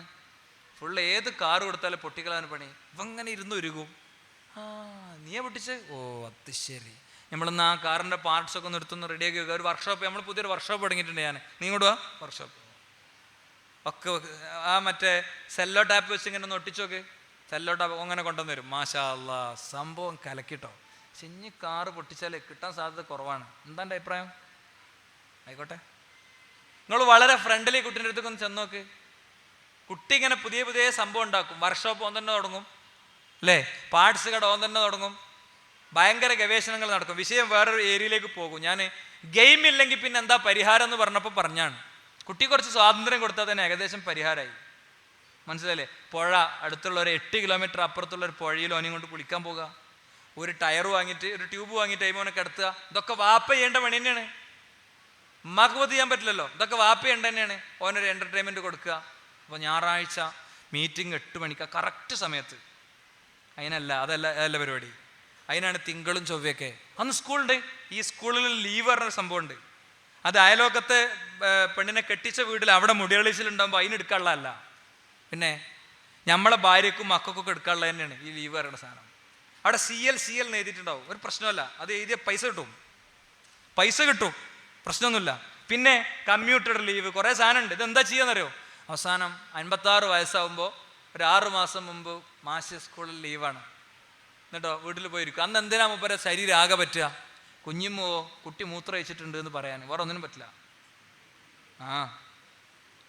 ഇത് സംഗതി 21-ാം വയസ്സ്, ഇത് 28-ാം വയസ്സിൽ 29-ാം വയസ്സിലൊക്കെ ISM-ൻ്റെ MSM-ൻ്റെ ദേവാസമിതിൻ്റെ ഒക്കെ മീറ്റിങ്ങിന് പോകേണ്ട ലീവ് ആയിരുന്നു. ആ ലീവ് ഇപ്പോൾ ചാരു കസേരയിൽ ഇരുന്നിട്ട് ഇങ്ങനെ പറഞ്ഞ് കുരച്ച് തുപ്പാനല്ല, ഒന്നിനും പറ്റൂല. അതുകൊണ്ട് എടുക്കാനുള്ള ലീവൊക്കെ എടുക്കുക. അള്ളാൻ്റെ മാർഗത്തിലാകുമ്പോൾ ഒരു നഷ്ടം വരില്ല എന്നാ സുഹൃത്തുക്കളെ ഞാൻ പറയണേ. ഇനി ശമ്പളം കിട്ടുമ്പോൾ ഈ മാസം 678 റുപ്യ പോയി, ഈ മാസം 678 റുപ്യ കിട്ടി. അതിൻ്റെ അർത്ഥം മൊത്തം ലീവ് എടുത്തിട്ട് അവനാൻ്റെ പോഷനും കാര്യമൊന്നും തീർക്കാതെ ജോലി സ്ഥലത്ത് ഉത്തരവാദിത്തമില്ലാത്ത ആളാകണം എന്നല്ല. ഒരു ലീവ് നമ്മൾ എടുത്തിട്ടുണ്ടോ അത് എടുക്കേണ്ട വിധം എടുക്കണം, അത് മുതലാക്കേണ്ട വിധം മുതലാക്കണം. ഭാര്യനോട് പറയണം, നിന്നോട് സംസാരിക്കാനും നിൻ്റെ കൂടെ സമയം ചെലവാക്കാനും ഞാനിത് എടുത്ത്. ഒരു ഭക്ഷണമൊക്കെ മക്കളെ കൂടെ പുറത്തു പോയി കഴിക്കാം, ഭയങ്കര ആശ്വാസമാക്കണ്ടെന്നേ ഉള്ളൂ. നമ്മളെ കഴിവിൻ്റെ വലിപ്പത്തിൽ നിന്നുകൊണ്ട് ചെയ്താൽ മതി. കുട്ടിക്ക് എന്താ പറയുക, നിങ്ങൾ ഒരു പൊറാട്ടയും പഴയ പെയിൻറ്റും ഉണ്ടല്ലോ, അത് കിട്ടിയാലും ഹോട്ടലിൽ പോയൊരു ഭക്ഷണം കഴിക്കൽ ഭയങ്കര സംഭവിക്കണം. ഒരു പൊറാട്ട ഒരു 6 മാസത്തിലൊരിക്കൊക്കെ തിന്നതിന് പ്രശ്നമൊന്നുമില്ല. അപ്പോൾ അവിടെ ആരോഗ്യശാസ്ത്രമൊക്കെ കൂടാൻ പറയും. അവിടെ എങ്ങനെ വന്നിട്ടുണ്ട്, അത് എന്നും തിന്നണോൻ്റെ കാര്യം പറഞ്ഞാണ് അല്ലേ. എന്നിട്ട് എന്ത് ചെയ്യുന്നത് വെച്ചാൽ ആകെ തിന്നണ്ട. നമുക്കൊരു സുഹൃത്തുണ്ട്, ഡോക്ടറാണ്, നമ്മളൊക്കെ സുഹൃത്താണ്. മൂപ്പരെ അടുത്തിങ്ങനെ ഇരിക്കണേ നമ്മൾ. അപ്പോൾ രോഗിനോട് പ്രശ്നമാണ്, പൊറാട്ട തിന്നരുത്, അതാക്കരുത്. വണ്ടി ഇങ്ങനെ കയറി വന്ന് ഇപ്പുറത്ത് ഹോട്ടലിൽ കയറിയിട്ട് 2 പൊറാട്ട വരട്ടിയത്. അപ്പോൾ എന്താ, അത് ആരോഗ്യമില്ലാത്ത ശരീരമാണ് അവർക്ക് എല്ലാ അൾസറും പരിപാടിയൊക്കെ ഉണ്ട്. അതുകൊണ്ട് ഓരോട് കഴിക്കണ്ടെന്ന് ഞാൻ പറഞ്ഞാണ്. എനിക്കും ഇങ്ങൊക്കെ കഴിക്കാം, നമുക്ക് അധ്വാനം ഉണ്ട്, നമുക്ക് എക്സസൈസ് ഉണ്ട്, നമുക്ക് കഴിക്കണതിന് പ്രശ്നമില്ല. അതൊന്നൊന്നുമില്ല. 2 പൊറാട്ട ഒരു ബീഫ് സ്റ്റിലേക്ക് വയറ് നിറയെ മുപ്പര് തിന്ന്. അതിൻ്റെ അർത്ഥം ഇനി പൊറാട്ട തിന്നാം എന്ന് ഞാൻ പറഞ്ഞു എന്നല്ല. ആരും പൊറാട്ട തിന്നണ്ടെന്ന് തന്നെ പറഞ്ഞേ. പക്ഷെ കുട്ടിക്കൊരു പൊറാട്ടയൊക്കെ വാങ്ങിക്കൊടുക്കാന്ന് ഞാൻ പറയണേ. ഈ ഗെയിമിനേക്കാളും ഭയങ്കര ആരോഗ്യകരമാണ് ഓന് അതിൻ്റെ കൂടെ പോകുമ്പോൾ അല്ലേ. അല്ലെങ്കിൽ അവൻ്റെ കൂടെ ഒന്ന് മീൻ പിടിക്കാൻ പോയി. ഇപ്പോൾ വായച്ചാലിൽ മീനില്ലല്ലോ, പണ്ട് വായച്ചാലിൽ മീൻ ഉണ്ടായിരുന്നു. ഇപ്പം ഞങ്ങളൊക്കെ തറവാട്ട് കുളത്തുനിന്ന് പോകുന്നിടത്ത് മീനുണ്ട്. ഞാൻ എൻ്റെ മോനെയും കൊണ്ട് മീൻ പിടിക്കാൻ പോകും. മീനൊന്നും നമുക്കങ്ങനെ കിട്ടുന്നില്ല, പക്ഷേ ചെറിയ ഇതല്ല. അതുകൊണ്ട് ഒരു കാര്യമല്ല, അതിലൊരു കുപ്പിയിലൊക്കെ ഇട്ടിട്ട് കൊണ്ടുപോകാനുള്ള പരിപാടിയായിരിക്കും. അപ്പോൾ അത് ചത്താപ്പം എന്താ ചെയ്യാന്നൊക്കെ ചോദിക്കുമ്പോൾ ഓൻ തന്നെ ഒഴിക്കും അത് അതിലേക്ക്. ഇങ്ങനെ ചില പണി നമ്മൾ എടുക്കണം എന്ന് ഞാൻ പറയണത്. അപ്പോൾ ഒരു ഗെയിമും നമ്മളെ കുട്ടികൾക്ക് വേണ്ടി വരില്ല.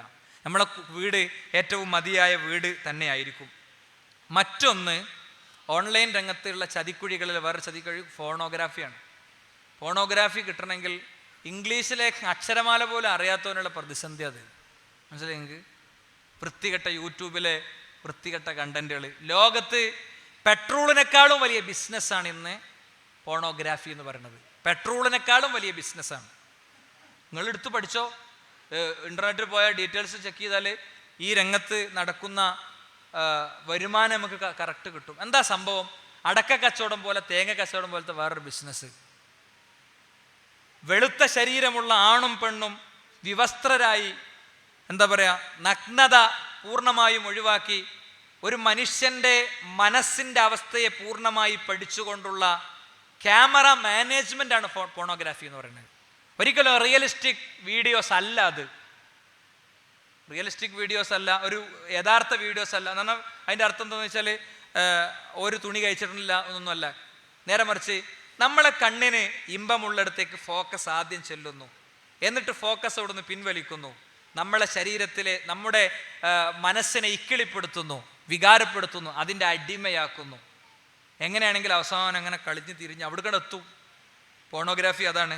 പോൺ വ്യവസായം, പോൺ സൈറ്റുകൾ 4.2 മില്യൺ പോൺ സൈറ്റുകൾ 2 കൊല്ലം മുമ്പുണ്ട്. ഞാൻ 2 കൊല്ലം മുമ്പത്തെ സ്റ്റാറ്റസ് എടുത്തിട്ടുള്ളൂ. അന്ന് പ്രിപ്പയർ ചെയ്തൊരു വിഷയമാണ്, അന്ന് പഠിച്ചു വെച്ചൊരു വിഷയമാണെന്നുള്ളതുകൊണ്ട് ആണ് ഞാൻ പറയണത്. 4.2 മില്യൺ അല്ലേ. ദിനേന 25% സെർച്ചുകൾ മൊത്തം നടക്കുന്ന സെർച്ചുകളില്ലേ ലോകത്ത് നടക്കുന്ന സെർച്ച് എന്താ? ചിലപ്പോൾ ISROയിലെ സയൻറ്റിസ്റ്റിൻ്റെ സെർച്ച് ഉണ്ടാകും, യൂണിവേഴ്സിറ്റിയിൽ പഠിക്കുന്ന വിദ്യാർത്ഥിയുടെ സെർച്ച് ഉണ്ടാകും, UKG-ക്കാരൻ്റെ വരെ സെർച്ച് ഉണ്ടാകും. എന്തിന്? അവനൊരു ഫോട്ടോ വേണം, വേറെടുത്തൊരു ഒരു മാറ്റർ അന്വേഷിക്കണം. ചിലപ്പോൾ നമ്മൾ ഖുറാൻ നല്ല പാരായണങ്ങൾ തേടും അല്ലേ? ചിലപ്പോൾ പീസ് റേഡിയോ വിൻഡോസ് ഫോണുള്ള ആളാണെങ്കിൽ നേരെ ഗൂഗിളിൽ ചെന്നിട്ട് സെർച്ച് ചെയ്ത് കയറും, അല്ലെങ്കിൽ ദേവ വോയിസ്ക്ക് കയറും. ഇങ്ങനെ നടക്കുന്ന സെർച്ച് ലോകത്ത് 100 ഉണ്ടെങ്കിൽ അതിൽ 25 സെർച്ചുകൾ പോൺ കണ്ടന്റുകൾക്ക് വേണ്ടിയാണ് എന്നാണ്. വൃത്തികെട്ട വീഡിയോസ് കിട്ടാൻ വേണ്ടിയാണ് മനുഷ്യൻ സെർച്ച് ചെയ്യുന്നത് എന്നാണ് കണക്കുകൾ. പോൺ വിപണി വർഷത്തിൽ $4.9 ബില്യൺ ആണ് വരുമാനം. എത്ര? 30 കോടി 100 1000 എത്ര? 30,368 കോടി. അത്രയും ഒരു വർഷത്തിൽ ബിസിനസ് നോർമലി നടക്കുന്നുണ്ടെന്നാണ്. അത്രയും ബിസിനസ് നടക്കുന്നുണ്ടെന്നാണ്. നമ്മളിവിടെ ഒരു പോൺ കണ്ടന്റ് കണ്ടു കഴിയുമ്പോൾ ആ വ്യവസായം നടത്തുന്നവൻ്റെ അക്കൗണ്ടിലേക്ക് യഥാർത്ഥത്തിൽ പൈസ എത്തുന്നുണ്ട്. ഇവിടെ തെറ്റുകൾ ചെയ്യാൻ മനുഷ്യനെ പ്രചോദിപ്പിക്കുന്ന ചില ഘടകങ്ങളുണ്ട്. എന്നെ ആരും ഒന്നും കാണുന്നില്ല, ഇതത്ര വലിയൊരു തെറ്റൊന്നുമല്ല, ഇതൊക്കെ ചെയ്തിട്ടും എൻ്റെ ഫ്രണ്ട്സിനൊന്നും ഒരു കുഴപ്പം ഒത്തിരി കാലം വന്നിട്ടില്ല, മനസ്സൊന്ന് തണുപ്പിക്കാൻ വേണ്ടി മാത്രമാണിത്, ഞാനൊരു അവിവാഹിതനല്ലേ, അല്ലെങ്കിൽ ഞാനൊരു വിവാഹിതനല്ലേ, എനിക്ക് സംതൃപ്തി കിട്ടുന്നില്ല, ഭർത്താവ് സ്ഥലത്തില്ല, ഭാര്യ രോഗിയാണ്, ഇതൊക്കെ കേവലം ചില ചിത്രങ്ങളല്ലേ, ഇത് ശരിക്കും സംഭവിക്കുകയല്ലല്ലോ, ഞങ്ങളൊക്കെ നല്ല സുഹൃത്തുക്കൾ മാത്രല്ലേ, ഞങ്ങളൊക്കെ വിവാഹം കഴിക്കാൻ തീരുമാനിച്ചവരാണ്. ഇങ്ങനെ ഒരുപാട് കാര്യങ്ങൾ യഥാർത്ഥത്തിൽ ഇവിടെ നടക്കുന്നുണ്ട്. പോൺ സൈറ്റുകൾ ഏറ്റവും കൂടുതൽ നിർമ്മിക്കുന്നത് പാശ്ചാത്യ രാജ്യങ്ങളിലാണ്. എങ്കിലും അതിൻ്റെ ഏറ്റവും കൂടുതൽ നിരീക്ഷകരുള്ളത്, അതിലേറ്റവും മുന്നിലുള്ളതും പാകിസ്ഥാൻ പോലുള്ള രാജ്യങ്ങളിലാണ്. ഒരു കണക്കനുസരിച്ച് പാകിസ്ഥാൻ പോലുള്ള രാജ്യങ്ങളിലാണ് ഇത് നടക്കുന്നത്. പോൺ അഡിക്ഷൻ എന്ന് പറയുന്നത് സുഹൃത്തുക്കൾ, അത് സംഭവിക്കുന്ന ഒരു തലമുണ്ട്. എന്താണെന്നറിയോ? അതിനുള്ള ചില കാരണങ്ങളുണ്ട്. ആ കാരണങ്ങൾ ഒന്ന് സ്ത്രീകളുടെ വസ്ത്രധാരണം തന്നെയാണ്. സ്ത്രീകളുടെ വസ്ത്രധാരണം, നിലവിൽ വസ്ത്രത്തിൻ്റെ ഡിസൈനിങ്ങുകളൊക്കെ നോക്കിയാൽ പുരുഷനാണ് ആ വസ്ത്രം ഡിസൈൻ ചെയ്യണമെന്ന് കറക്റ്റ് മനസ്സിലാക്കാൻ പറ്റും. കാരണം ഒരു പുരുഷൻ ഒരു സ്ത്രീയിൽ ആകർഷണമുള്ള എല്ലാ മേഖലകളെയും ഇസ്ലാം അടച്ചു വെച്ചിട്ടുണ്ട്. പെണ്ണവളുടെ മാറിടത്തിലേക്ക് മുഖമക്കനെ താഴ്ത്തിയിടട്ടെ. സ്വർഗീയ സ്ത്രീകളെ കുറിച്ച് പറഞ്ഞെടുത്ത് അവരുടെ മാറിടത്തെക്കുറിച്ച് വിശുദ്ധ ഖുർആൻ പറഞ്ഞു. അപ്പം അതുകൊണ്ട് മാറുമറക്കാത്ത വസ്ത്രമാണ് ലോകത്ത് ഇന്ന് ഡിസൈൻ ചെയ്യപ്പെടുന്ന എല്ലാ വസ്ത്രങ്ങളും. മാറുമറക്കാനുള്ള അവകാശം ചോദിച്ച് കേരളത്തിൽ സമരങ്ങൾ നടന്നിട്ടുണ്ട്. മാറുമറക്കാനുള്ള അവകാശം ചോദിച്ച്. ഇന്നോ മാറിലേക്ക് ചെന്ന് വീഴേണ്ട വസ്ത്രം നേരെ കഴുത്തിലേക്ക് പിടിച്ച് കെട്ടിയിട്ടാണ്. ഖുറാൻ ക്ലാസ്സിന് വരുന്ന സമയത്തെ കാര്യമല്ല ഞാൻ പെൺകുട്ടികളോട് പറഞ്ഞത്. സ്കൂളിൽ പോണ നേരത്തെ, പള്ളിയിൽ പോണ നേരത്തെ അല്ല, കല്യാണത്തിന് പോണ നേരത്തെ ഒക്കെ വേറെ വേറെ ഡ്രസ്സാണ്. മദ്രസക്കുള്ള ഡ്രസ്സല്ല സ്കൂൾക്ക് ആണോ? ഉമ്മ ബർദൻ്റെ നിക്കാബിൻ്റെ ഒക്കെ ഉള്ളിലായിരിക്കും. മോള് ഫ്രണ്ട്സ് പറഞ്ഞു കൊടുത്ത കുറേ സംഗതികൾ കേട്ട് പഠിച്ചിട്ട് ചോളി ഗീളി ഗാളി ഇങ്ങനെ കുറേ സാധനം ഉണ്ടാവും. ആർക്കെങ്കിലും ചിരി വന്നിട്ടുണ്ടെങ്കിൽ ആരെയും ചിരിപ്പിക്കാൻ വേണ്ടി പറഞ്ഞല്ല, ഞാൻ വളരെ സീരിയസ് ആയിട്ട് പറയുന്നത്. പർദ്ദ എന്ന് പറയണത് അത് മരിച്ചതിൻ്റെ ശേഷം പൊതിഞ്ഞു കെട്ടി കബറിൽ കൊണ്ടുപോയി ചതലിനെ തിന്നാനുള്ളതാന്നുള്ള ധാരണ അവസാനിപ്പിച്ചിരിക്കുന്നു വിദ്യാസമ്പന്നയായ പെൺകുട്ടികൾ. മനസ്സിലായില്ലേ? അതെന്റെ സുരക്ഷിതത്വത്തിന്റെ വസ്ത്രമാണെന്ന് മുസ്ലിം പെൺകുട്ടികളെന്ന് തിരിച്ചറിഞ്ഞിരിക്കുന്നു. മനസ്സിലായില്ലേ? പർദ്ദ ധരിക്കുന്നതിനോട് പ്രതിഷേധം കാണിക്കുന്നവർക്ക് മുന്നിൽ പർദ്ദ ധരിച്ച് തിരിച്ചടി കൊടുക്കുന്നിടത്തേക്ക് മുസ്ലിം പെൺകുട്ടികൾ എത്തിച്ചേർന്നിരിക്കുന്നു. അതാണ് എനിക്ക് ഓരോ പെൺകുട്ടിനെയും ഓർമ്മപ്പെടുത്താനുള്ളത്. അതാകെ വെട്ടി നിരത്തി, അതും ശരീരത്തിലെ പ്രൊജക്ഷനുകളൊക്കെ വരുന്ന രീതിയിൽ മൂട്ടുക എന്നാ പറയാം വസ്ത്രം അല്ലേ? മൂട്ടണത് സ്വർഗത്തേക്കുള്ള വഴിയാണ് ചില ആൾക്കാർ. അത് ശ്രദ്ധിക്കണം, നല്ലതാണ്. ഞാൻ സാന്ദർഭികമായിട്ട് പറഞ്ഞു എന്ന് മാത്രം. അപ്പോൾ പുരുഷനിൽ ഇത്തരം ആകർഷണങ്ങൾ യഥാർത്ഥത്തിൽ ഉണ്ടാക്കുന്നു എന്നാണ്. യഥാർത്ഥത്തിൽ വൃത്തികെട്ട കാഴ്ചകൾ മനുഷ്യൻ്റെ ശരീരത്തിൽ 2 ഘടകങ്ങളാണ് ഉണ്ടാക്കുക. ഒന്ന് ആക്രമണ വാസന, 2 സെക്സ്. ഒരു ഒരു പോൺ കണ്ടന്റ്, ഒരു വൃത്തികെട്ട വീഡിയോ അല്ലെങ്കിൽ ഒരു പോസ്റ്റർ കാണുമ്പോൾ ശരീരത്തിൽ കുറേ ഹോർമോണുകൾ ഉണ്ടാക്കപ്പെടുന്നുണ്ട്, കുറേ ഹോർമോണുകൾ ഉൽപ്പാദിക്കപ്പെടുന്നുണ്ട്. ടെസ്റ്റോസ്റ്റീറോൺ എന്ന് പറയുന്ന ഹോർമോണാണെന്നാണ് എൻ്റെ ഒരു പഠനത്തിൽ, എൻ്റെ ഒരു വായനയിൽ ഞാൻ കണ്ടിട്ടുള്ളത്. അത് ഷാർപ്പായിരിക്കും എന്ന് നമ്മൾ വിചാരിക്കുക. ടെസ്റ്റോസ്റ്റീറോൺ ഒരു ഒറ്റ കാഴ്ച കണ്ടു കഴിയുമ്പോൾ ഒരു ഹോർമോൺ ഉണ്ടാകുന്നുണ്ട്. ആ ഹോർമോണിന് 2 സംഭവങ്ങളാണ് സൃഷ്ടിക്കാൻ പറ്റുക. ഒന്നുകിൽ ആക്രമണം, അല്ലെങ്കിൽ സെക്സ്. ഒരാളെ പോയി വെട്ടിക്കൊല്ലുക. അത് കുറച്ച് റിസ്ക് ഉള്ള കാര്യമായതുകൊണ്ട് ഈ ഹോർമോണ് ബുദ്ധിയെ ഉപദേശിക്കുക എന്താ അറിയോ, വൃത്തികേട് കാണാനാണ്, അല്ലെങ്കിൽ സെക്സൊക്കെ പോകാനാണ്, ഒരാളെ കയറി പിടിക്കാനാണ്, ഒരു സ്ത്രീയെ നോക്കാനാണ്, ഒരു പുരുഷനെ നോക്കാനാണ്. അപ്പോൾ പീഡനവും കൊലപാതകവും മൃഗീയ സ്വഭാവവും ഒക്കെ ആണ് ഉണ്ടാക്കുക. അതല്ലെങ്കിൽ ഇണകളോട്, അനുവാദമില്ലാത്തവരോട്, അല്ലെങ്കിൽ സ്വയംഭോഗം. ഒന്നുകിൽ സ്വന്തം ഭാര്യയിലേക്ക് എത്താനുള്ള മനസ്സാണ് ഉണ്ടാകുക, അല്ലെങ്കിൽ തനിക്ക് അനുവദിക്കപ്പെടാത്ത ആ ഫോൺ നമ്പറിലേക്കുള്ള